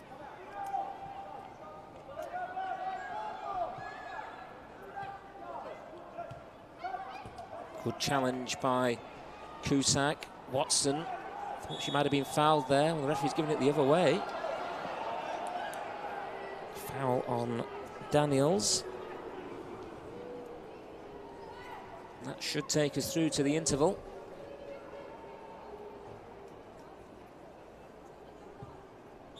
And there is the half-time whistle. Sheffield United 0, Liverpool 2. Charlotte Wardlaw with the opening goal on 7 minutes. A burst towards the edge of the area and a fine strike which gave the visitors the lead. Leanne Keenan then headed in a second after a delightful cross from the right from Rachel Furness. Probably United's best opportunity was Lucy Watson firing one into the side netting. So a bit of work at half-time for the Blades. They're far from out of this game, but at the halfway stage, they trail Liverpool by 2-0.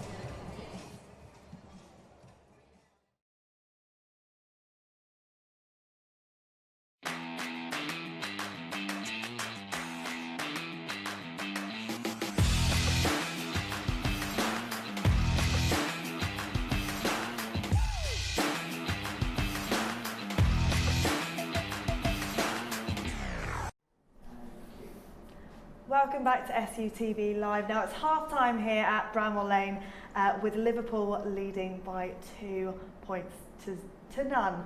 Unfortunately, I'm joined by the lovely Blades defender Ellie Wilson. Ellie, not the start you would have wanted there. Just talk us through how you're feeling and how you feel like the team will be feeling now. I think right now that's not our best performance, like, you know, quite significantly. Obviously we've prioritised keeping clean sheets, and obviously that's not happened. And yeah, I think the girls, we won't be happy with that performance, so we'll be definitely looking for a reaction second half to try and put that right. What do you think is going to be being said in this moment right now with Neil Redfern in the changing rooms? I think, as we said earlier, he's quite a calm personality, but obviously we all know as a group, and Redders will be saying the same, that probably wasn't good enough. There were patches and there's spells, I think, just before they actually scored their second goal where we probably were, I wouldn't say on top, but we were in control of the game and getting the ball down and playing our football. So we need to, those spells to be more often and just control it more from a defensive point of view, I think. Well, let's have a look at how the game did unfold. The first clip that we've got here is Matthew's header. Let's have a look. So they really were building pressure from the moment they got on the pitch. And it just misses, but I mean, that was, I think, under 2 minutes into the game, so you could tell they were ready, out there fighting, coming out of the blocks, and then it didn't obviously take too long until their first goal, which was scored by Wardlaw. Let's have a look. Yeah, so I think that's obviously set the pace for them, hasn't it, that first goal? And here, the fullbacks haven't had a bad game at all. Noosh there, but just not quite got tight enough. And yeah, it's disappointing. It's a great strike, obviously, and it's just disappointing for us. But it was a good goal. But we need to fix up and get tighter and not allow them to get those shots away on the edge of the box. I mean, there has been a few opportunities for Sheffield United. Watson did have a shot that went slightly wide. Yeah, I mean, a good effort from Luce. She's obviously just pulled the trigger and she's just seen a little gap there. She's been quite a big threat for us, I think, this first half. So if she keeps doing that and getting in those positions, hopefully the goals will come, but good effort. It does actually feel like Lucy Watson is really trying to create options and create chances there. She's quite a dominant presence on the field, isn't she? Oh, definitely. She's really grown into this game, and I think into the team throughout the season. But you can see just now she's definitely a threat for us. She's getting the ball down. She's attacking minded. As soon as she gets it, her first thought is to go forward. And yeah, she's had the beating of their right back more times than not, I think. So yeah, she's been a positive for us, definitely. I'm sorry to make you sit through all of these clips, Ellie, but we will go to the second goal of the game, which was Liverpool again. I don't want to watch it again. Sorry. So this is from Kernan. What did you make of that? Yeah, I think, again, stopping the cross in the first place, I think we can get tighter there. Second one again, just coming now, and ultimately we've got to be winning those headers.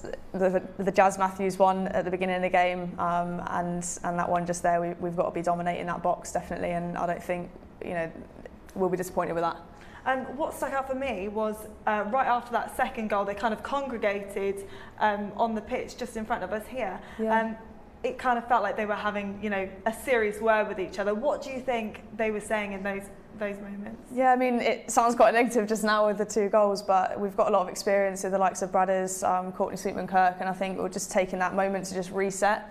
Yes, we've conceded a second goal, but there's a lot of time left in the game. We've got a lot of threats going forward that we've seen, and it hasn't all been bad, so we've just got to really refocus, keep the morale up, and there's plenty of time, so that's all that message would have been there. Yeah, plenty of time still to go. Yeah. Keep calm, cool, collected. God, I sound like maybe I should go into coaching. Get down pitch side. Yeah, exactly. So Liverpool as well did have another shot, but it was really well handled by United, wasn't it?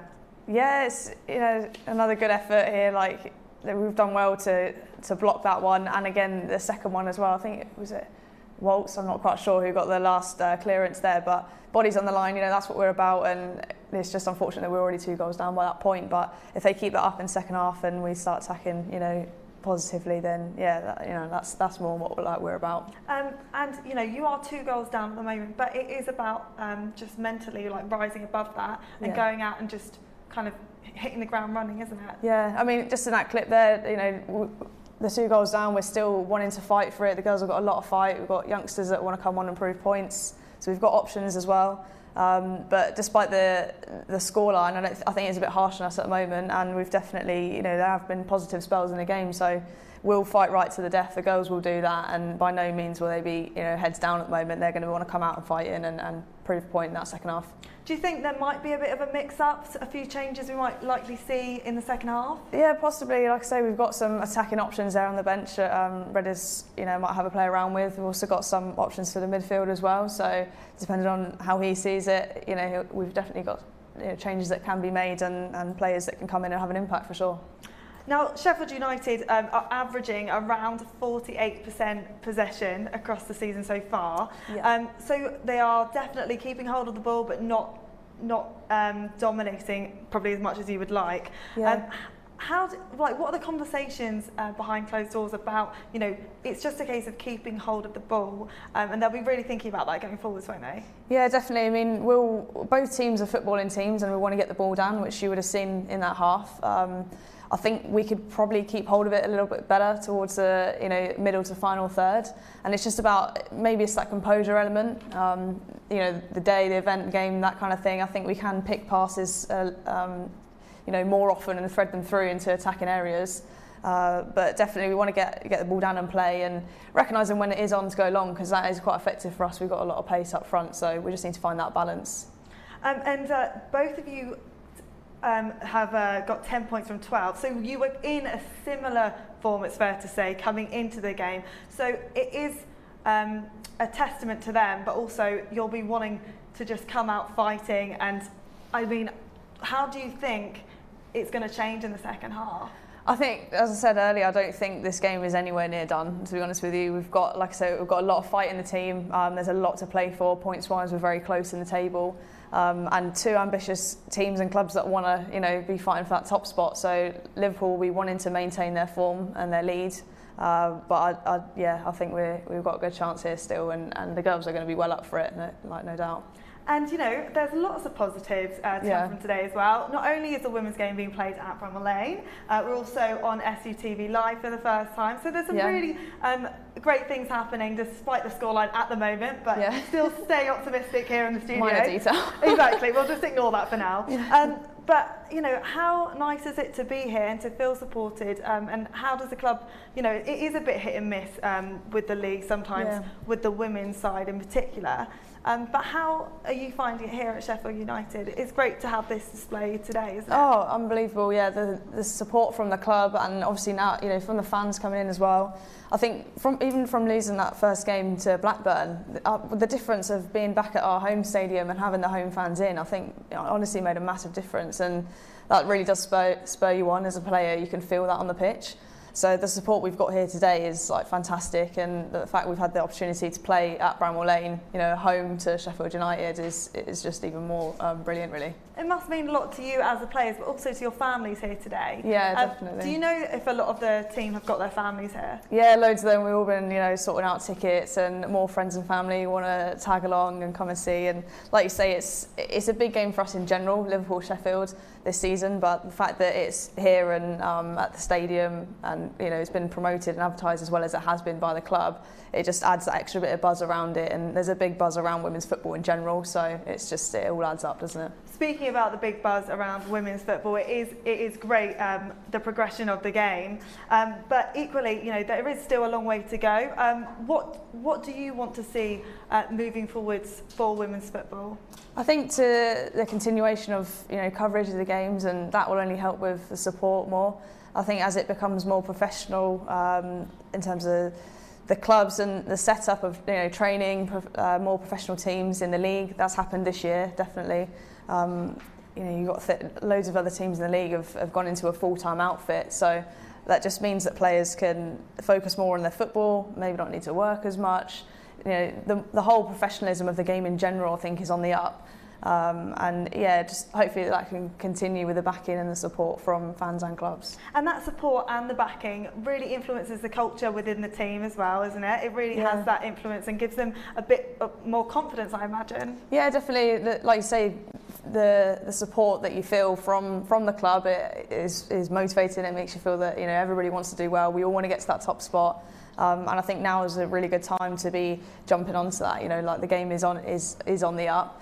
And we're ambitious here. We want to get promoted. So any means possible and any additional support that you can get or that you can feel from wherever that comes from, then it's only going to be a positive influence on the team. And we would love to hear from anyone watching the game, I think, today as well.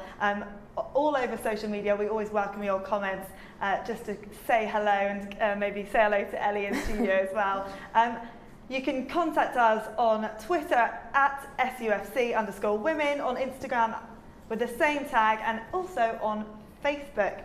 So make sure you head over to our socials and say hello. We'd love to hear from them, wouldn't we? Oh, definitely, yeah, tag us. Yeah, tag us. Let us know where you're watching from. And of course, it's half time, it's not over yet, there's still, a lot of time left to go. But you do have a few more upcoming fixtures, so should we take a look at them? Yeah, definitely. Here we go then. So of course we're facing Liverpool at the moment. Just take us through your games, Ellie. Yeah, so you see they've got a couple of Continental Cup fixtures coming up. Sunderland one is at home. Bristol City is then away the following weekend. And then back to Liverpool again, that's a cup fixture. And then with our first home league game coming up next is Charlton, which are another tough game. They've just gone fully professional this season. So yeah, there's some good games in there, good cup run, bit of squad rotation, and hopefully we'll keep a consistent form. Indeed, and we must as well give a nod to the men's game as well, which is happening on Saturday, the 16th of October. Kick-offs from 3 o'clock, but make sure to head here, SUTV live from 2 p.m. Special guests Brian Dean and our very own Kevin Gage. Ellie, thank you so much for joining me. I'm sorry I had to make you relive all those the highlights. I think right now we'll see how the second half unfolds with Matt Young and Kevin Gage. Enjoy the second half.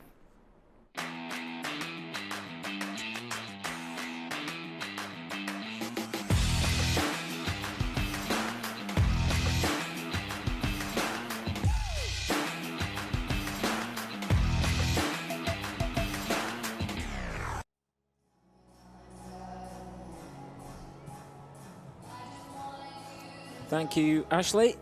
Second half about to get underway. Kevin Gage alongside me. Interesting listening to Ellie Wilson's comments during the interval. We were talking off mic about the commitment that these girls have to make. Don't forget, this is part-time football for Sheffield United. You obviously know very well with your connections, your family connections, just how much effort goes into holding down a career in football and a job elsewhere as well. Yes, I think there's 8 full-time teams, isn't there? Full-time professional teams in the Championship. We're all full-time in the Women's Super League, so we're at a bit of a disadvantage, and you're quite right, because all these girls out here with Sheffield United girls, they hold jobs or they're students, so this is not their main field of work.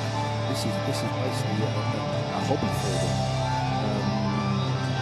Hoping to be professional footballers, hoping, in the future with Sheffield United, but the commitment they need is a lot. I think they train 3 evenings a week, and also, of course, the matches are played in the Sunday, so that involves virtually the whole weekend because you can't go out Saturday night.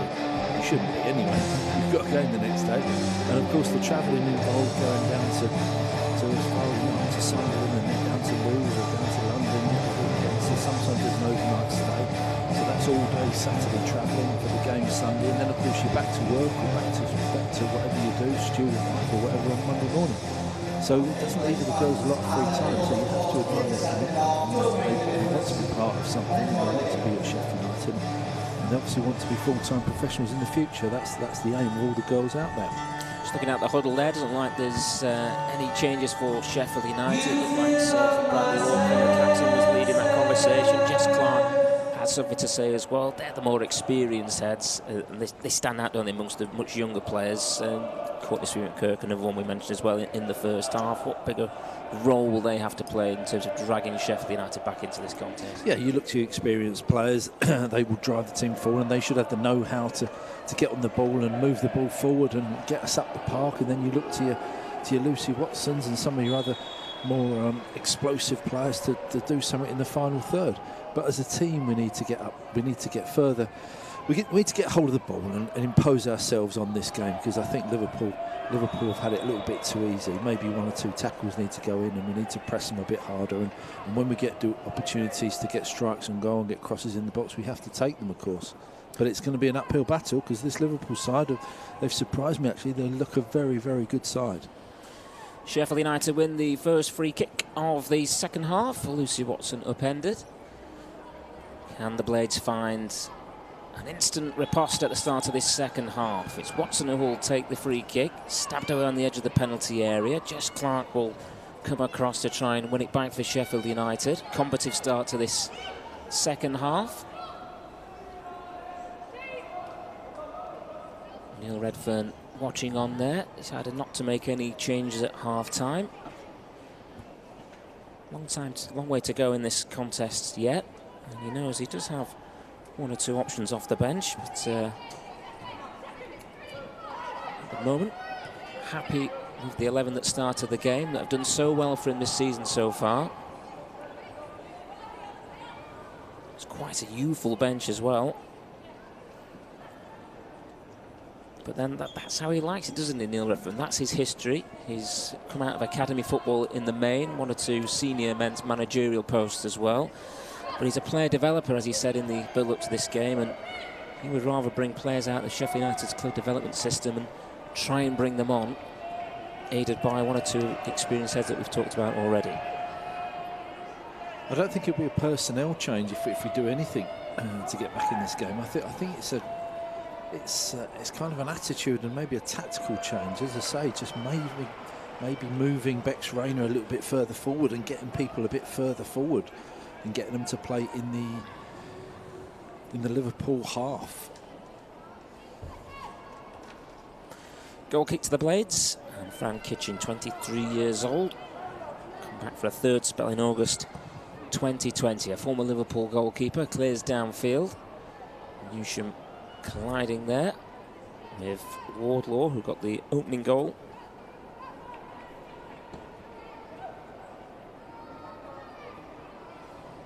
Liam Robb with the throw. Foot in by Rayner. Enough on the pass though. Here's Kiernan, score of the second goal. Sliding challenge is a good one from Newsham. Good defending by the Blades left back. Former Blackburn defender. Made a United debut against a former club on the opening day of the season. Kiernan's been excellent, hasn't she, for Liverpool? She's been very, very good. A real good target centre forward up there.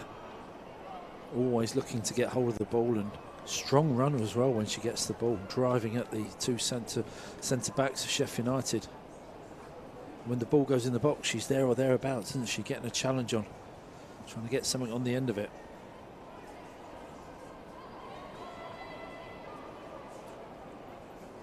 Newsham's throw. Back inside the Blades half. Needing to play again by the visitors, who look comfortable on the ball. Hines coming forward. It's opened up for Hines a little bit. Low drive is comfortable for Fran Kitchen.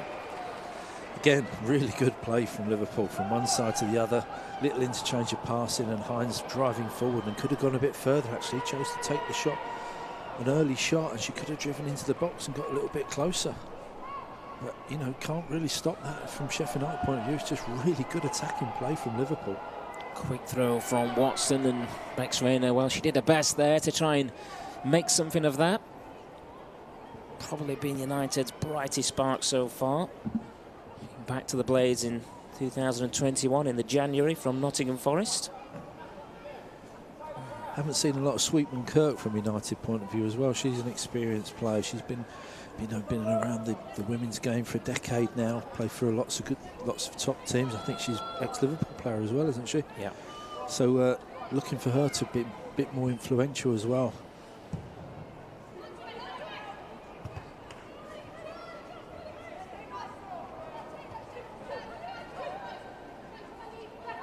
Throw to United on the near side. Sophie Walton, another with top flight experience. 31-year-old wins another throw. Rachel Furness provided a terrific assist for Liverpool's second. Sweetman Kirk won in the air by Bradley Auckland. Furness picks it up, looking to set Wardlaw free down the right, just overhits the pass. United have a throw. Here in the crowd is around about 4,100, which has absolutely smashed the record for a women's game here at Bramall Lane. Further evidence of the growth of Sheffield United women. It would be nice if we could give them something to cheer, wouldn't it, in this second half? It's a lovely pass out to this left-hand side. Furness with the cross, almost turned into a decent effort on goal. Fratton Kitchen backpedaling makes the claim. Flick on by Sweetman Kirk is a good one, headed away by Fahey, the captain of Liverpool.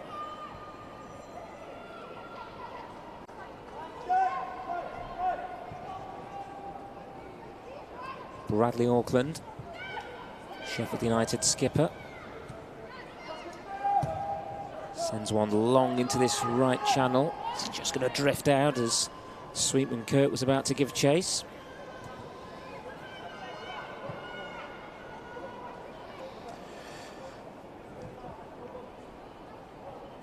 I think the message might have been from Neil Redfern at half-time. I think he'll want his teams to keep playing. I think that's the kind of coach he is. He won't be too despondent. We haven't been awful. I think Liverpool have been just better than us in that first half. I think we can play a lot better, obviously, and we've proved that in the past. But we just seem to be sitting off them just a bit and just allowing them a little bit too much time and space on the ball all the way through that first half, and they took full advantage because, as I keep saying, you know, they are a very, very good side technically, and they look fit and they look strong, Liverpool. Free kick to the visitors, just inside the Blades half. Rachel Furness, who kind of dictating operations for the visitors, leaves that one. Matthews had a great opportunity in the opening minutes, headed over the bar for Liverpool. Here she is again. Good run by Furness from deep. The layoff from Kiernan was off target.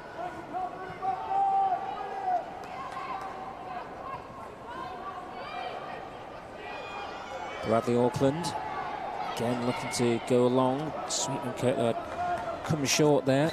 Yeah, you see that's pointless from our point of Sheffield United point of view. We know we're not going to get through with just straight high balls like that. Sweetman Kirk's not, as I say, that's not her game whatsoever. So she'll want the ball to feet in and around that penalty area. Walton into the right channel. Clark will give chase, but Matthews is across here. First time clearance by Bradley Auckland. Smart turn by Rayner, but Matthews is there. And strong play by Hines.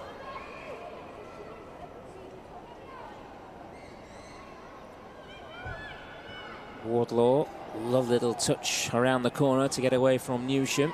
That's really good skill, isn't it? Really good ability there. Just flicked it round the defender. Hines now for Liverpool making a break. Options here for Daniels. Cuts a low cross into the penalty area. Comes for Hines.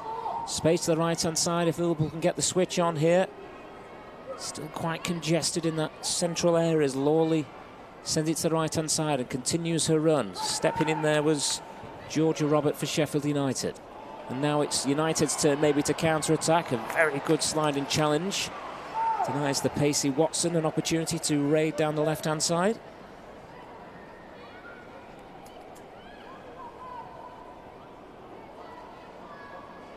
Nice touch from Rayner. Good looking ball into the left channel too. Watson might get to this. She does. Challenge comes in though by Rob, and that was an important one. United have it again. Newsham getting forward now. On the outside of her opponent, and wins a throw in a good position for the Blades.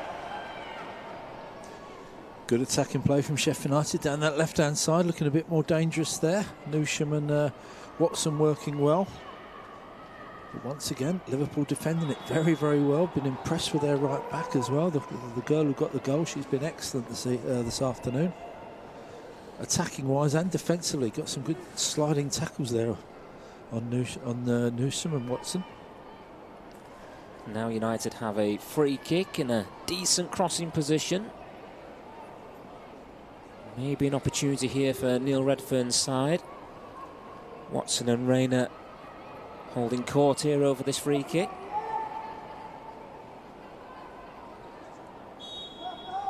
Rayner's going to leave it for Lucy Watson to strike. It's a deep one, it's a good one as well. Two in red and white went for it, Robert and Sweetman Kirk. Well, they're appealing for something, I don't quite know what. I don't think there was much fouling, to be honest, there. I think there was just a bit of a coming together, a bit of argy-bargy.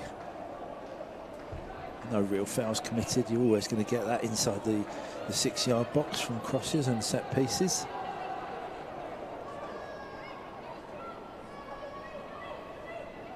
Really need a goal, don't we, from a Sheffield United point of view, just to obviously get us back in the game somewhat. Liverpool will be quite content to take as much time as they possibly can. The referee's just trying to hurry the goalkeeper up right now. They'll be in no rush to get the game flowing or get it moving any quicker, but it's up to us to impose ourselves on it a bit more and push forward just a little bit more and make something happen. It's all gone a bit dead. I thought we'd come out second half firing and get the crowd going, give them something to shout about, give us a bit of momentum. It hasn't really happened.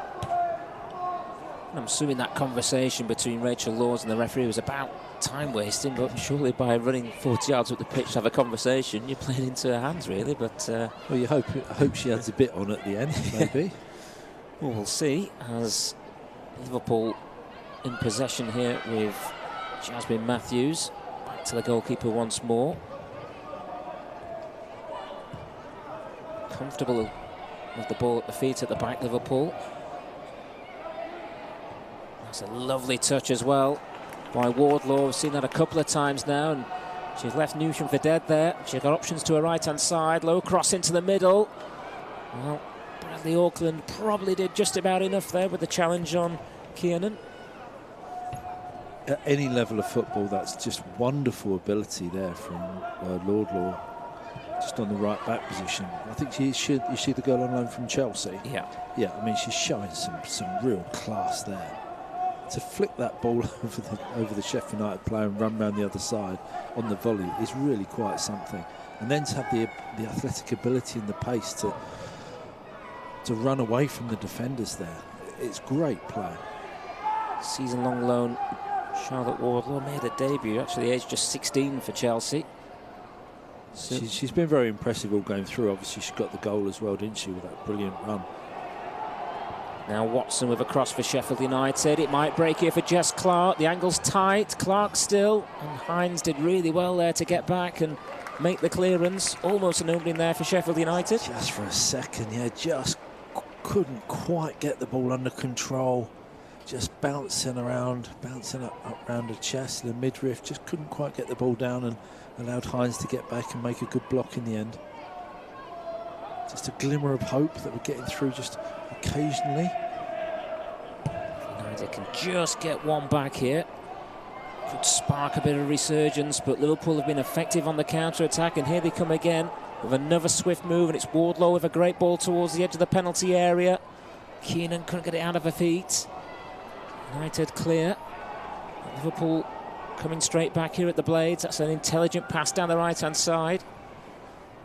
Wardlaw dummies the cross up against Newsham. Cusack across as well for United. She was trying to win a corner there as Bradley Auckland clears. She was very clever, actually. She passed the ball through the legs of our left back there, hoping for the centre forward to get on the end of it.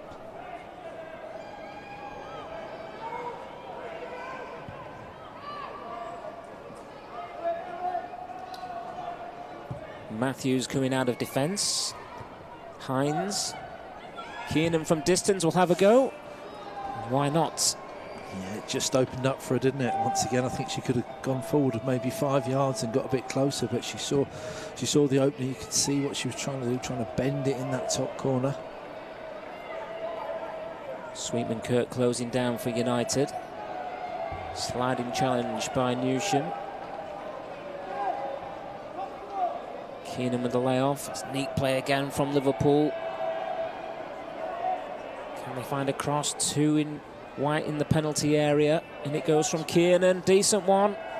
Comes off a red and white jersey. I thought it come off a red and white jersey, but I think the last touch may be there from Daniels. It's a goal kick to United, but the alarm bells are ringing just slightly there, Kevin. Yeah, well, once again, you have to say it's just really good play from Liverpool. Fine cross in from the right-hand side, beautifully flighted in, and centre forward got on the end of it, but it's good defending actually from Sheffield United centre backs there. I think you're right, I think it was a corner. The referee didn't see it, so I think we got something on it, we got a block on it. We've played an hour, Liverpool leading by 2-0 and in control, but Sheffield United know if they can get the next goal, could well set up an interesting end to this game as Liverpool raid down the left-hand side now. Cross was behind the two making the run towards the edge of the 6-yard area. Wardlaw will pick it up though. Puts another decent ball into the mix, and that was a chance, and Kiernan has already scored with a head once this afternoon. Steers that one over the bar. Yes, should have got that on target, shouldn't she? Fancied her to as well. Another excellent cross, beautifully flighted ball in from the right-hand side. Marking non-existent, I'm afraid, from Sheffield United's point of view. And the game's opening up a bit now, whether the girls are getting a little bit more tired, but lots more gaps and opportunities are appearing. Rayner was just trying to steer one towards Lucy Watson. Sweetman Kirk, I think, may have strayed offside there. She's putting a little bit of a frustrated figure up there at this moment in time. It's been in good form this season with 3 goals, but nothing quite breaking for the Sheffield United number 7 at the moment. Sure, Neil Redfern will be looking at his bench at the moment and contemplating a change. The yellow card has just been shown there, I think, for a bit of dissent. I think it's a bit of time wasting, isn't it? I think you might be right. I actually think that's been handed to the It's goalkeeper. off camera, but I can only think that the referee's booked the goalkeeper for time wasting. She's had a few warnings, let's be fair.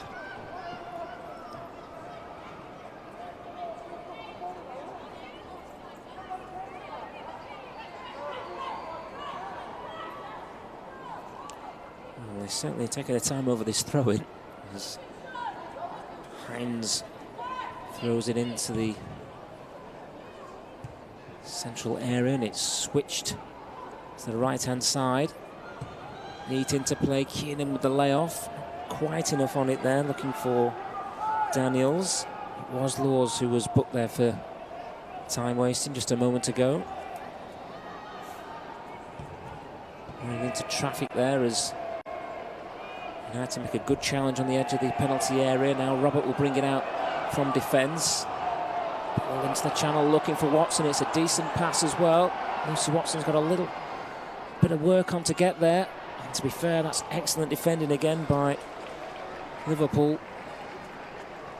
It was a bit of a tired run from Lucy, I think, there. Just not a lot of bounce in her stride there. I think Redfern, our manager Neil Redfern, I think he'll be looking to make some changes now just to freshen it up a bit. Also give one or two others the experience of playing here, which will augur well for the future, for their development. Jess Clark. Put into the area by Sophie Walton. Just rein her in there for United with Sweetman, Kirk and Clark pull out to the right-hand side. Keenan again with some strong play for Liverpool. And they won the free kick.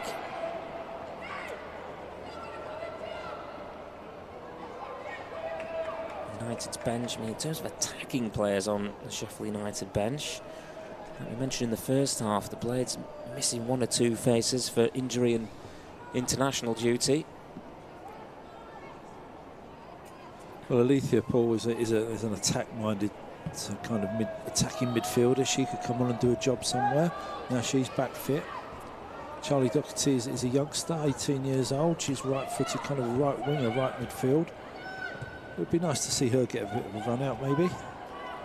Shot from distance. There's a decent one there from Furness. I think Fran Kitchen had it covered. But Liverpool just finding those pockets of space around the edge of the penalty area once again there.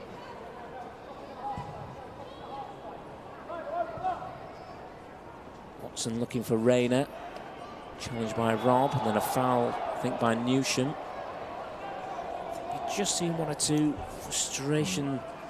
frustrated glances from the Sheffield United players from time to time. Yeah, we need something to happen, don't we? Otherwise it's just going to end up being a very frustrating afternoon all round. We need a spark from somewhere. Obviously we need a goal that will kick something off. Still plenty of time. That was an eager press from United out of possession. Robert with the header. Liverpool building. Getting down this left-hand side with Kiernan. That was an intelligent little ball into the channel, looking for Lawley, covered by Robert. Once again, they do look so dangerous going forward, Liverpool. They do knock the ball around better than us, I think. They look a better quality side at this moment in time. I think Tara Bourne is coming on for Sheffield United. Can play in defence or in midfield.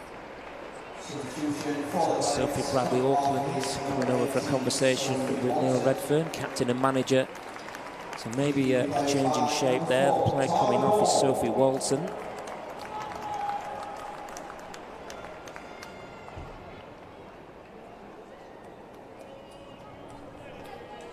Tara Bourne, I'm sure, will go into the back line.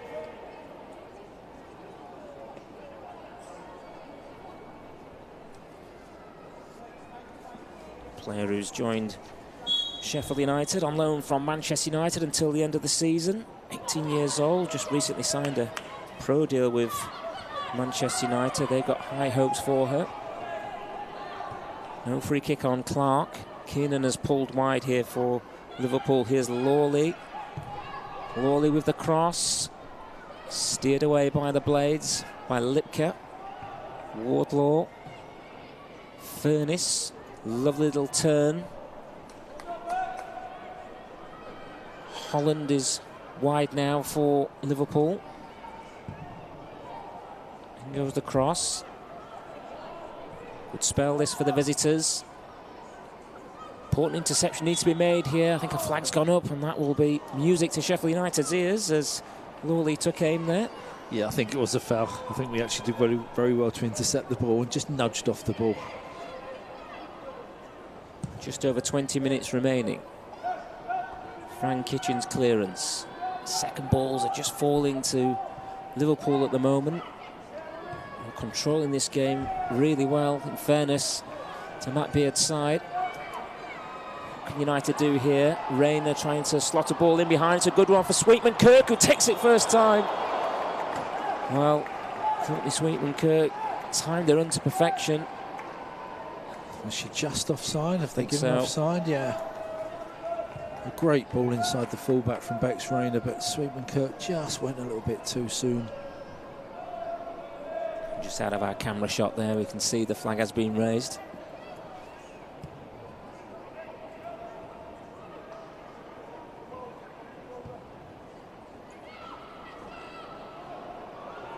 Kiernan has got onto this one.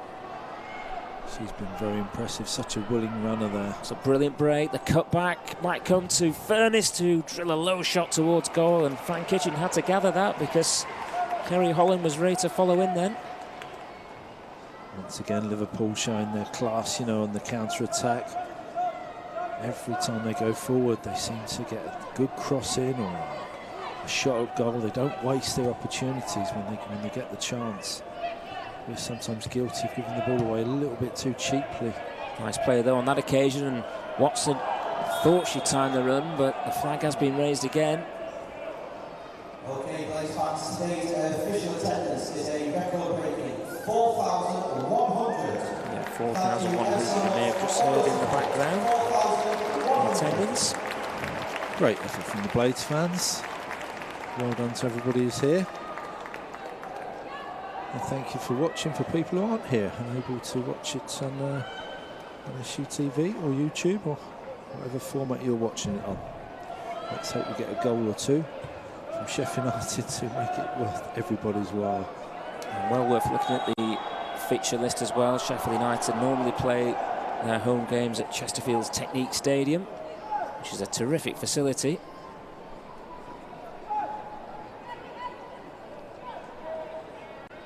Busy number of games coming up as well. The Continental Cup is firmly on the horizon. In fact, Sheffield United play Liverpool again in the Continental Cup. Actually beat them a couple of years ago in that competition. A couple of defeats last season for United against Liverpool. Both 1-0, I believe. In the second one, the Blades missed 2 penalties. That's a nice turn. And a good-looking ball as well into this left channel. Furness rides a challenge out to this left-hand side, and Lawley, little step over, left-footed cross is another good one, glanced away. Liverpool perhaps sensing if they get a third, they might end this as a contest. Well, unfortunately, from a Sheffield United point of view, Liverpool are looking by far the better side now, just knocking the ball around with lots of composure and confidence and technical ability. You know, they're that's a mistake though, and Rayner will bring it forward for United. And look at Lucy Watson in the great position. Watson on the left foot, decent strike. It's well held by Rachel Laws. Perhaps United's best moment of the second half so far. And just as I say that, to give the ball away in the central midfield area, but yeah, that we need something to happen, and Lucy Watson did the right thing there. She didn't have a lot of support, so go it alone, get it on your left foot, and she got a shot on target. It could have snuck in the corner, didn't it? Unfortunately, went straight at the keeper. It was a heavy challenge. Referee quick to blow there. Bex Rayner on the floor for United. Looks like she's going to be okay. I think she felt that for a moment or two. You can just see Lucy Watson there, just stretching a little bit. United have had to get through a lot of work out of possession.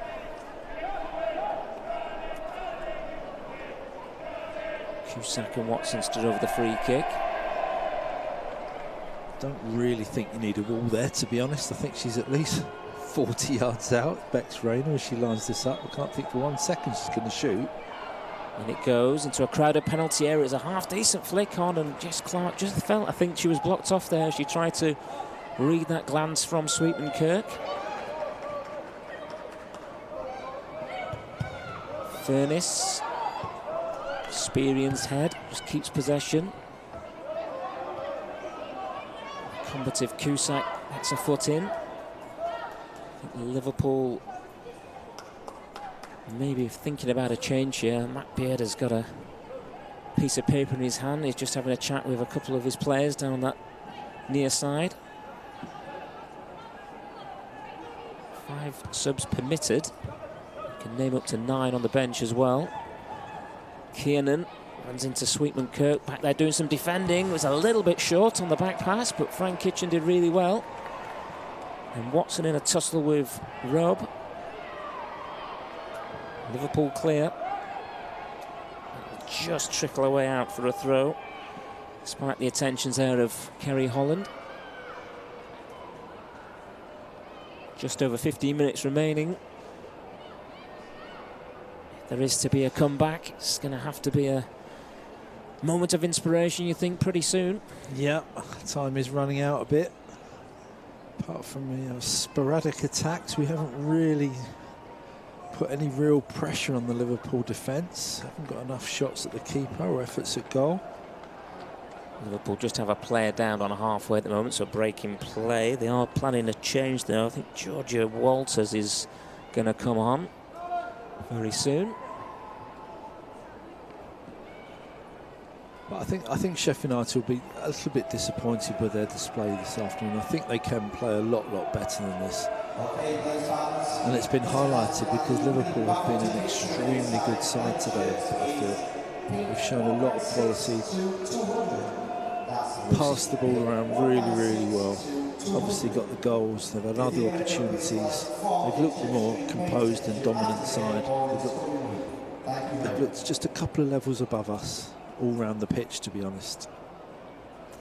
Lucy Watson stretching again there, maybe just feeling the pace a little bit. I think Liverpool are also bringing on Missy Bowe-Kearns as well, number 7. So a couple of changes being readied here for the visitors with 15 minutes to go. Looking just to see this one out with some fresh legs.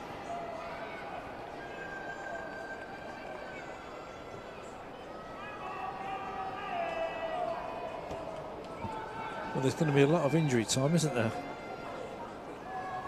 There's been a few stoppages. Here comes that change now, and that's Rachel Furness coming off, who... She's been excellent this afternoon. Just kept the ball moving in midfield. Nothing spectacular, but just been in that engine room, just as I say, picking balls up and being available to receive the ball and to move it on. The cross as well for the goal was sublime, wasn't it? Yeah. That's second sub's about to be made now. It looks like Melissa Lawley, so the two experienced internationals making way here for Liverpool.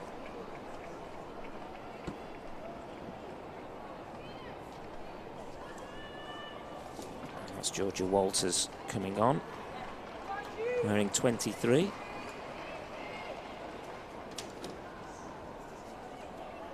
Georgia Walters is a Welsh international, joined in September 2021, previously with Blackburn. Played in the Championship with Blackburn last season. So, a decent sub. The depth of the Liverpool squad is kind of there to be seen, isn't it, really, with some of the names on the bench? Well, you'd expect that, wasn't it? As we said, they're full-time professionals. They have got strength and depth, and we are part-time, and we do have a lot of youngsters in our squad. A couple of injuries as well, leaves us a little bit light. Bradley Auckland with the clearance.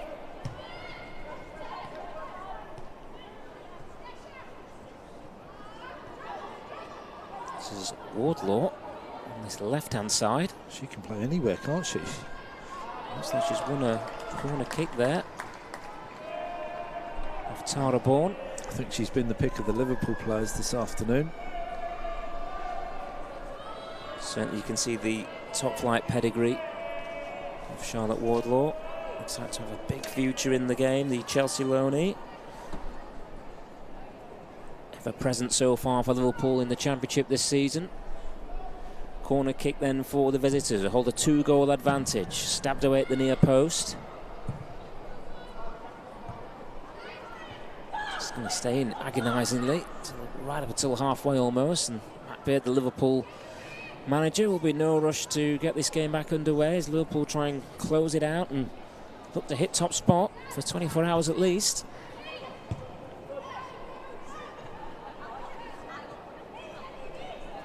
Fahey, Republic of Ireland international. Keenan with the flick on. Georgia Robert has got fresh legs to deal with now of Walters down there. Bit of a miscue from Frank Kitchen, but it's come back to her. off of Georgie Walters.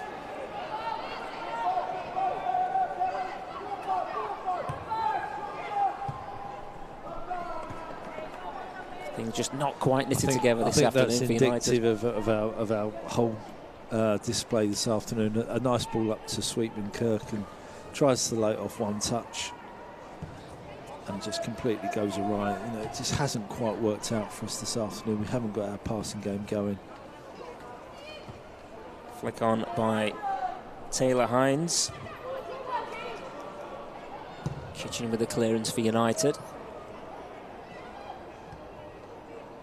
Lipka. The referee has blown, I think, for offside. Liverpool had the ball there in a decent position. So you can see why they were a little bit disappointed with that.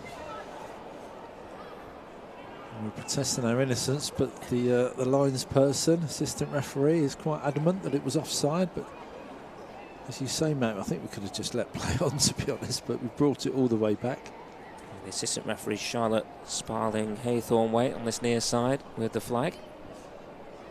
Just over 10 minutes remaining then. Is there going to be a grandstand finish for Sheffield United? Cusack, combative as ever. Bradley Auckland sends it forward. Sweetman Kirk will give chase. Matthews just blocked her off a little bit there, but there's a bit of a delay there as Fahey was waiting for Rachel Laws to come for it. And then the referee's blown.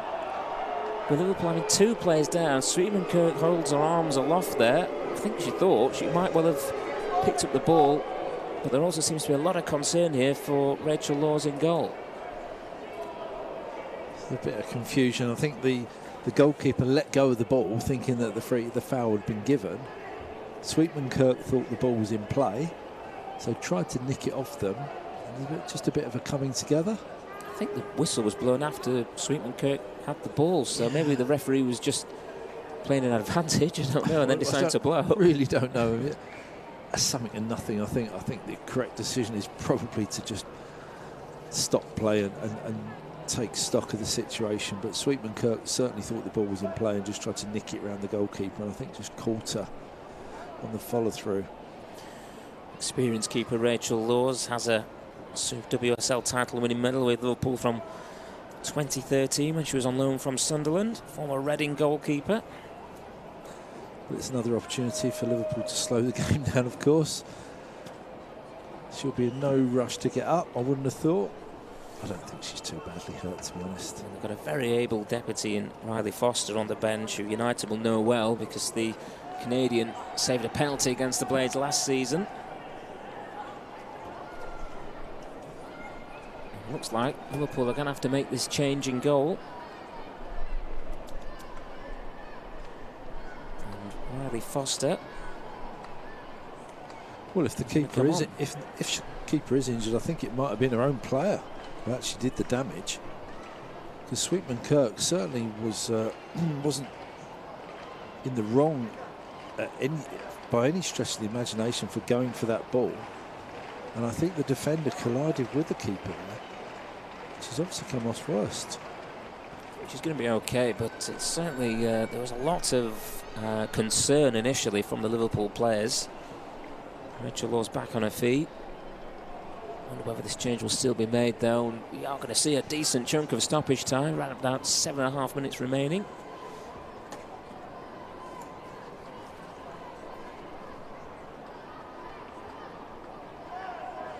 And the stoppages, well, they kind of do play into Liverpool's hands, don't they? It just slows the game down again. Allows them to try and close out what will be a notable victory for Matt Beard's side.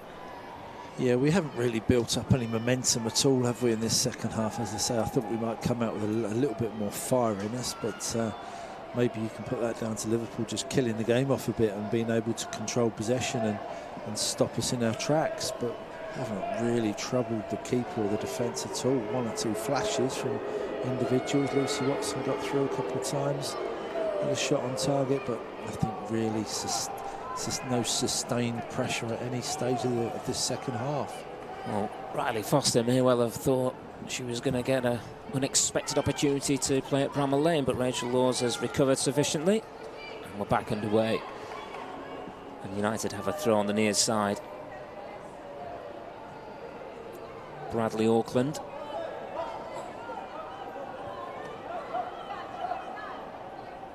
Into Rayner.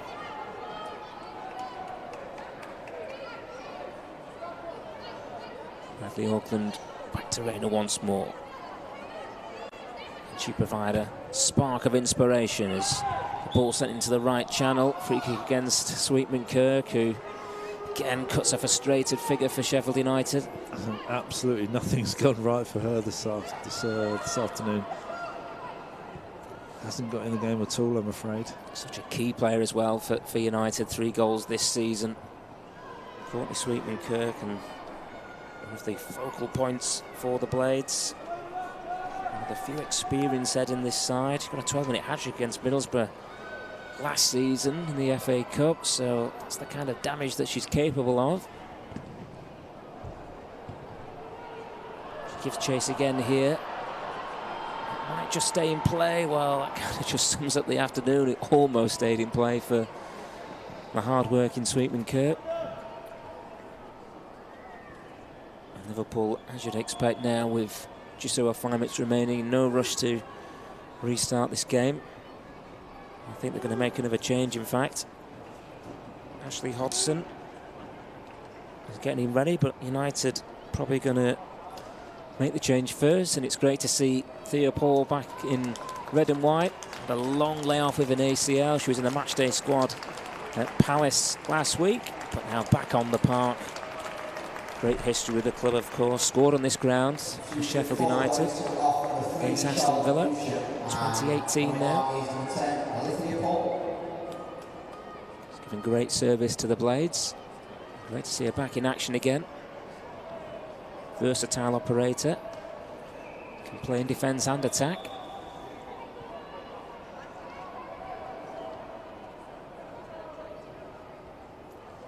Newsham has gone off for Sheffield United.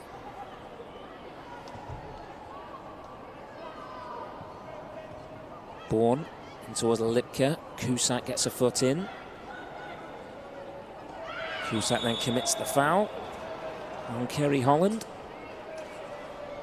Yeah, no complaints about that from Maddie. Just bundled her over. Again, a little bit of frustration coming out, I feel. I think Liverpool are going to make the change now. Sheffield United all over the pitch, especially in midfield, had to work really, really hard to get close to these Liverpool players who have knocked the ball around very, very competently, very well indeed this afternoon.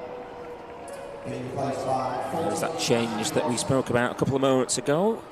Ashley Hodgson for Leanne Kiernan. Kiernan got the second goal. Has been a bit of a menace up front for Liverpool. He's had a good game. Ashley Hodgson's not a bad replacement. Again, the strength and depth that Liverpool have got on their substitutes bench. Bringing on Missy Bow-Kearns and bringing the likes of Ashley Hodgson onto the park as well. St Helens born. Come through the Liverpool Academy. One who's come back from a long-term ACL injury. Here's Walters looking to get round Tara Bourne. Challenge comes in. Both claiming the decision there. I think it's going to be a Liverpool corner. 2.5 minutes plus stoppage time, and I expect a lengthy number of minutes at the end of this 90. I wonder if they're just going to keep it in the corner here, Kevin. Well, not for 10 minutes, I don't think they will, but there's too long to go for that. And Taylor Hines has moved away. But, you know, with 10 minutes to go, it would be nice if Sheffield United could just get something out of the game. In goes the corner, it's off the line. Could have gone anywhere, still alive in the 6-yard area, and eventually Sweetman Kirk, who clears for Sheffield United. Shot comes in from distance from Holland, which is always going wide. That was almost game over. United just hanging on by the fingernails now. Yes, bit of pinball in the Sheffield United 6-yard box. But I think we actually defended it quite well in the end. We got their bodies in the way and we cleared it out of the box. So job done. But I'd like us to just give this crowd something to cheer about, something to go home a little bit happy about. We've seen a Sheffield United goal.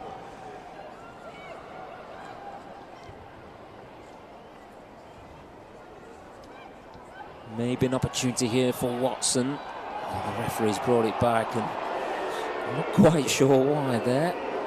She's seen a foul. Absolute frustration from Sheffield United players there.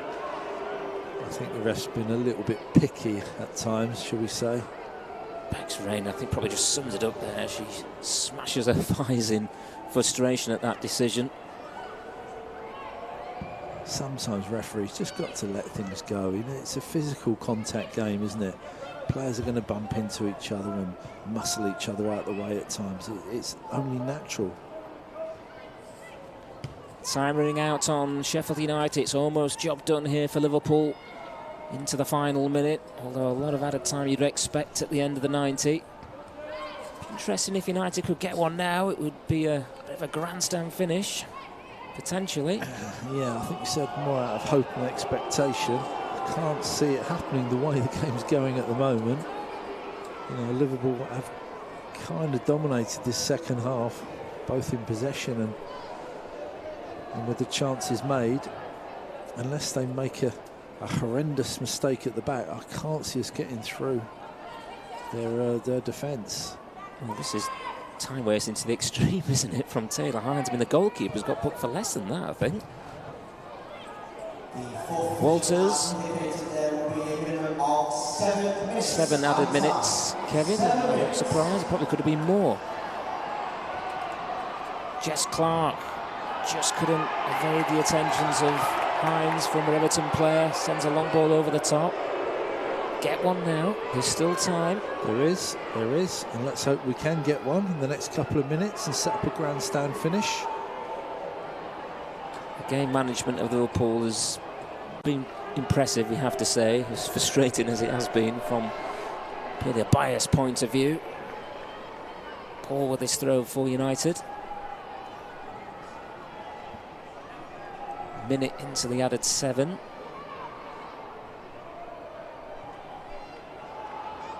It's just not going to stay in play, is it?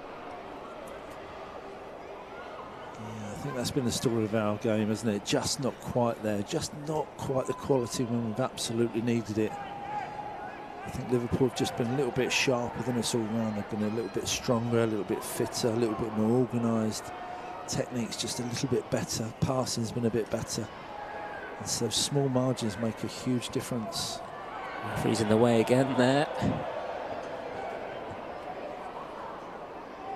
Liverpool perhaps just a little bit more clinical as well. Neither keepers had loads to do, but when the chances have arisen, the visitors have been deadly.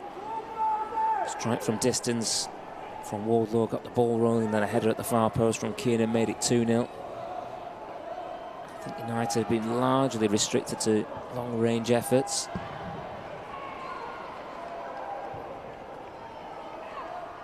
Blades throw on this left-hand side. We've played 2 minutes of the added 7. Paul has kept that one in. Decent run down this left. Can she maybe win a corner or get something a little bit better? This is a great run this from Thea Paul, and she has won Sheffield United a corner kick. Yeah, it's good to see her back, by the way. She's been injured for a long time. A serious injury. And she's got a lot of ability. If she can get herself fully fit and back to match sharpness, she'll be a real asset for Sheffield United. I think she came from Man City many years ago. Very good technical player. Kusak's corner right into the mix. It might break for Sweetman Kirk with an acrobatic effort, and that was a very brave header clear from Hines, I think it was. Almost again. Yeah, not just quite. Not quite, yeah. Sweetman Kirk with a chance, but you have to say well defended again from Liverpool. Doing the right things, getting their headers in, getting the blocks in. Watson to Lipker.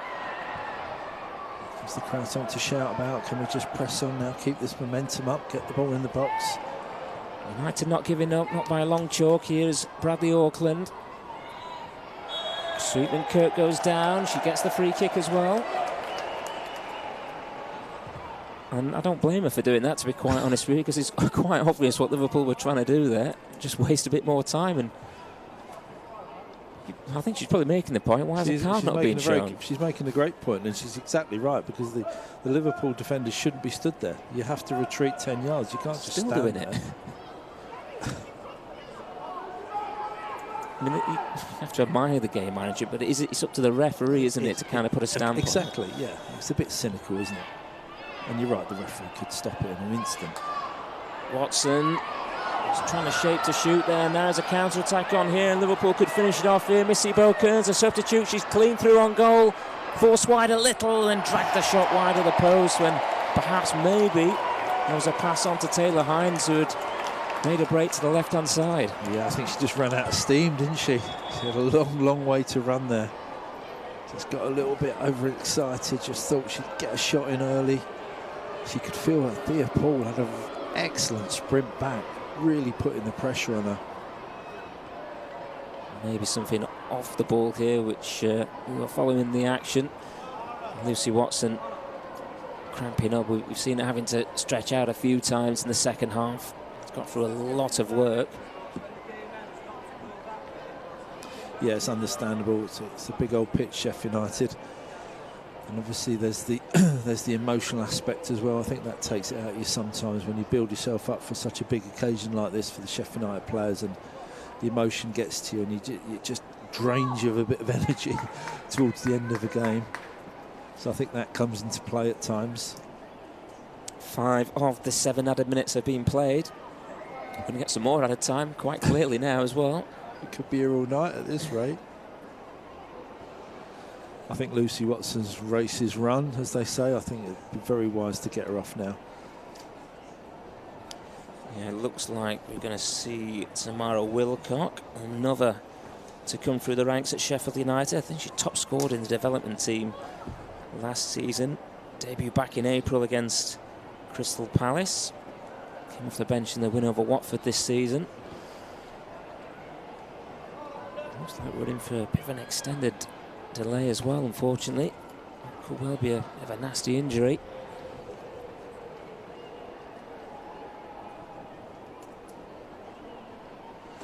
I think Neil Redfern will be a little bit disappointed with the display of his team. You know, I don't think they've played to their full potential for any stretch of the imagination this afternoon. I think there's a lot more to come from the Sheffield United side. Never really got going.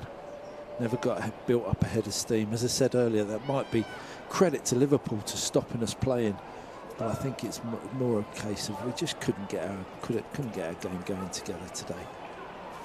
Set high standards, haven't they? Not just in recent weeks, but last season as well. And when you kind of set in those standards, expectations are raised as well. Yeah, maybe it would have been a different game had we got the first goal and got a bit of a momentum going and got a bit more composure and a bit more confidence on the ball.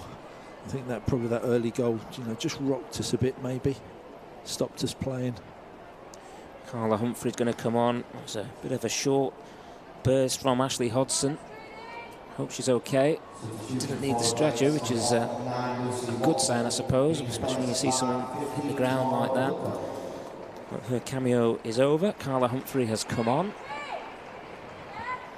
The closing minutes or so. We've played the 7 now. Probably a minute and a half, 2 minutes added on to that. Back underway. Paul wanted the return pass. It goes long instead, up towards Wilcock, who's off the bench.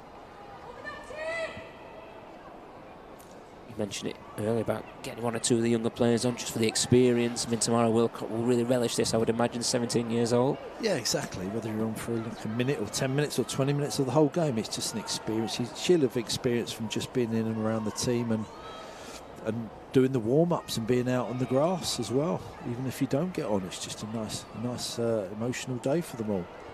Paul into the channel. Wilcock wins the throw. We've played 8 minutes of added time.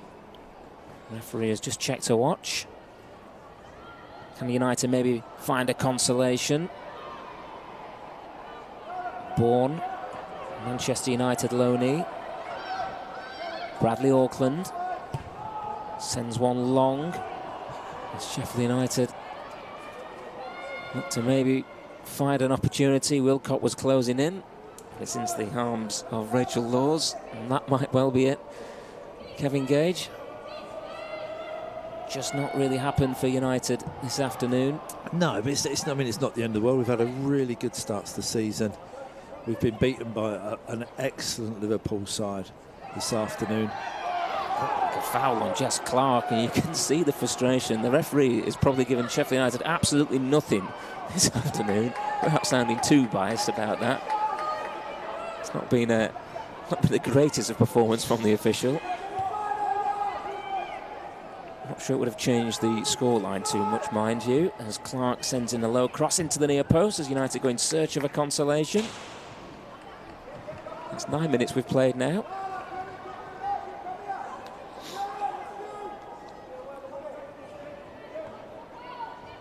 Wilcock, Bradley Auckland, flick on by Rayner, and out comes Rachel Laws. I think that, well, could quite be at 9.5 minutes added on. Sorry, 7 added on, 9.5 minutes played. I'm sure they'll take a lot from this experience, though. Sheffield United, it's been good to get back to Bramall Lane after a couple of years. Hopefully it's just one of many games here, because with the 4,100 attendance, it certainly shows us an appetite for matches here for Sheffield United women. And there is the full-time whistle. It's finished Sheffield United 0, Liverpool 2. Liverpool deserving of their victory, which sends them top temporarily of the Women's Championship. Charlotte Wardlaw putting them in front after 7 minutes with a long-range strike. Leanne Kiernan with a header just before half-time, making it 2-0. United worked hard, battled throughout the second half without really creating too many clear-cut chances. A couple of long-range efforts from Lucy Watson, the second of which tested Rachel Laws in the Liverpool goal. But you have to say Liverpool deservedly taking the spoils here. It's finished at Bramall Lane in front of a record crowd for Sheffield United women. Sheffield United 0, Liverpool 2.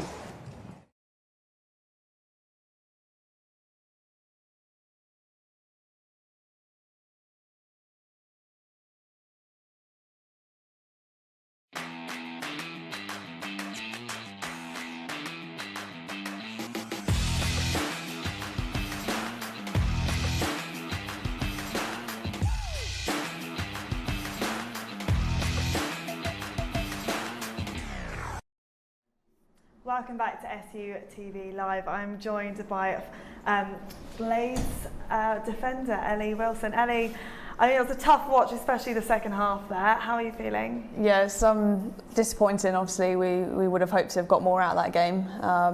I don't know whether I could say the result is a fair reflection on it. There were times where we've played better than, deserving a 2-0 loss, but ultimately Liverpool have taken their chances and we haven't, so yeah. What do you think that Liverpool did slightly differently to be able to get those 2 goals? I think they came out, started out the blocks quicker than we did, which is something that we have addressed at times, but as I say, they've just taken their chances in the box, and that's what's resulted in them getting to the ball first, getting those headers as we've seen in the goals, and I just don't think we really settled into the game either. We didn't necessarily play our game to the best that we could have done, and I think that'll probably be spoken about post-match just now.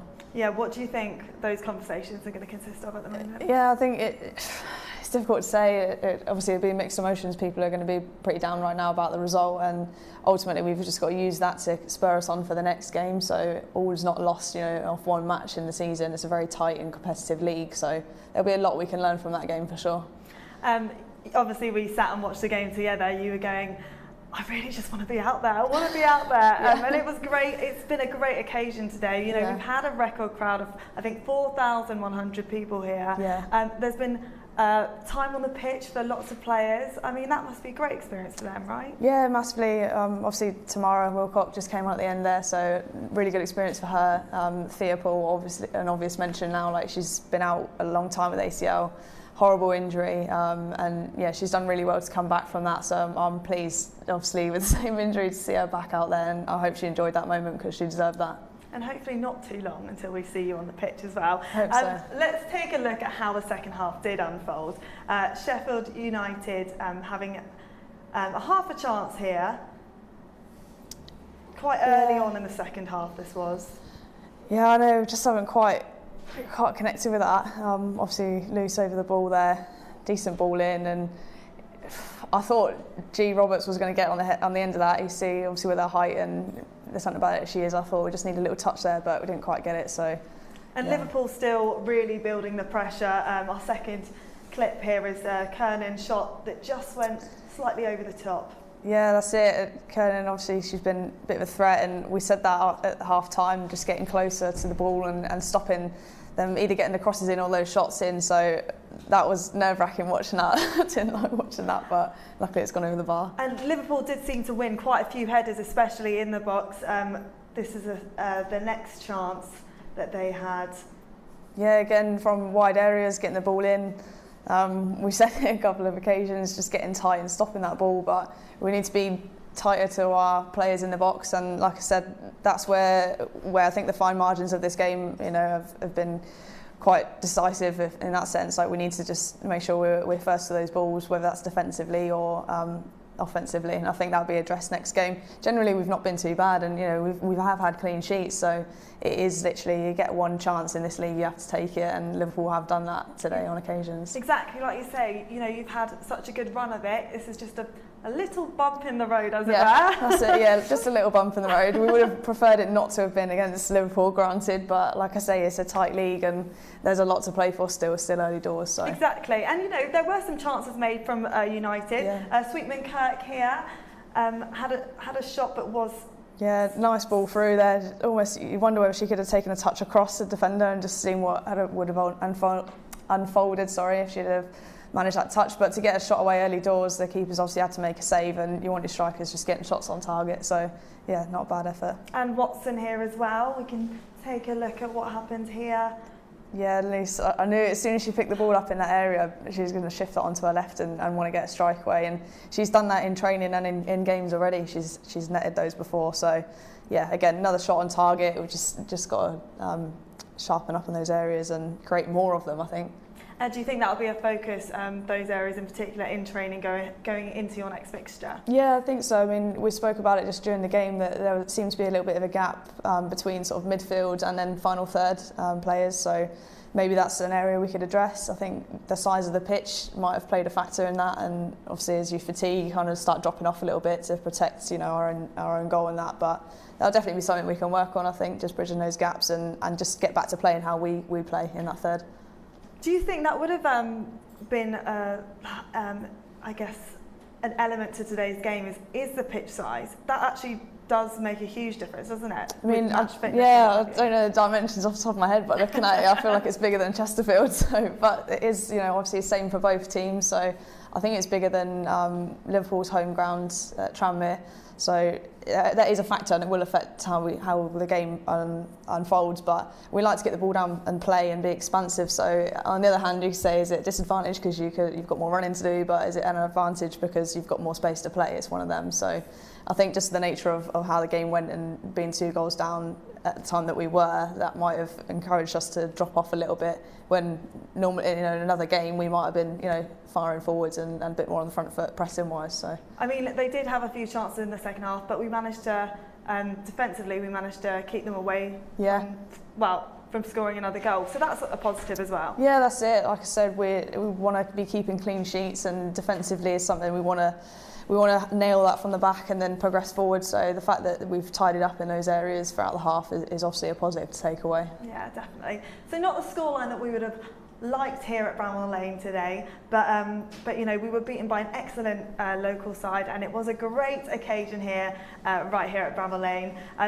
Do make sure to keep track of everything that the women are up to on our social media channels, Twitter, Instagram and Facebook at SUFC_women, and find out what Ellie and the girls are up to. There's lots to keep up to date with, so do make sure to give them a follow. Ellie, it's been absolutely lovely having you in the studio. Are you going to come back? Oh yeah, I've loved it. Good, we've loved having you. Definitely, yeah, I've really enjoyed it, so thank you. Thank you for being here, and thank you for watching. Huge thank you to Matt Young and Kevin Gage for their time on commentary, and all the team here behind the scenes. Thank you for watching, and we'll be back very soon.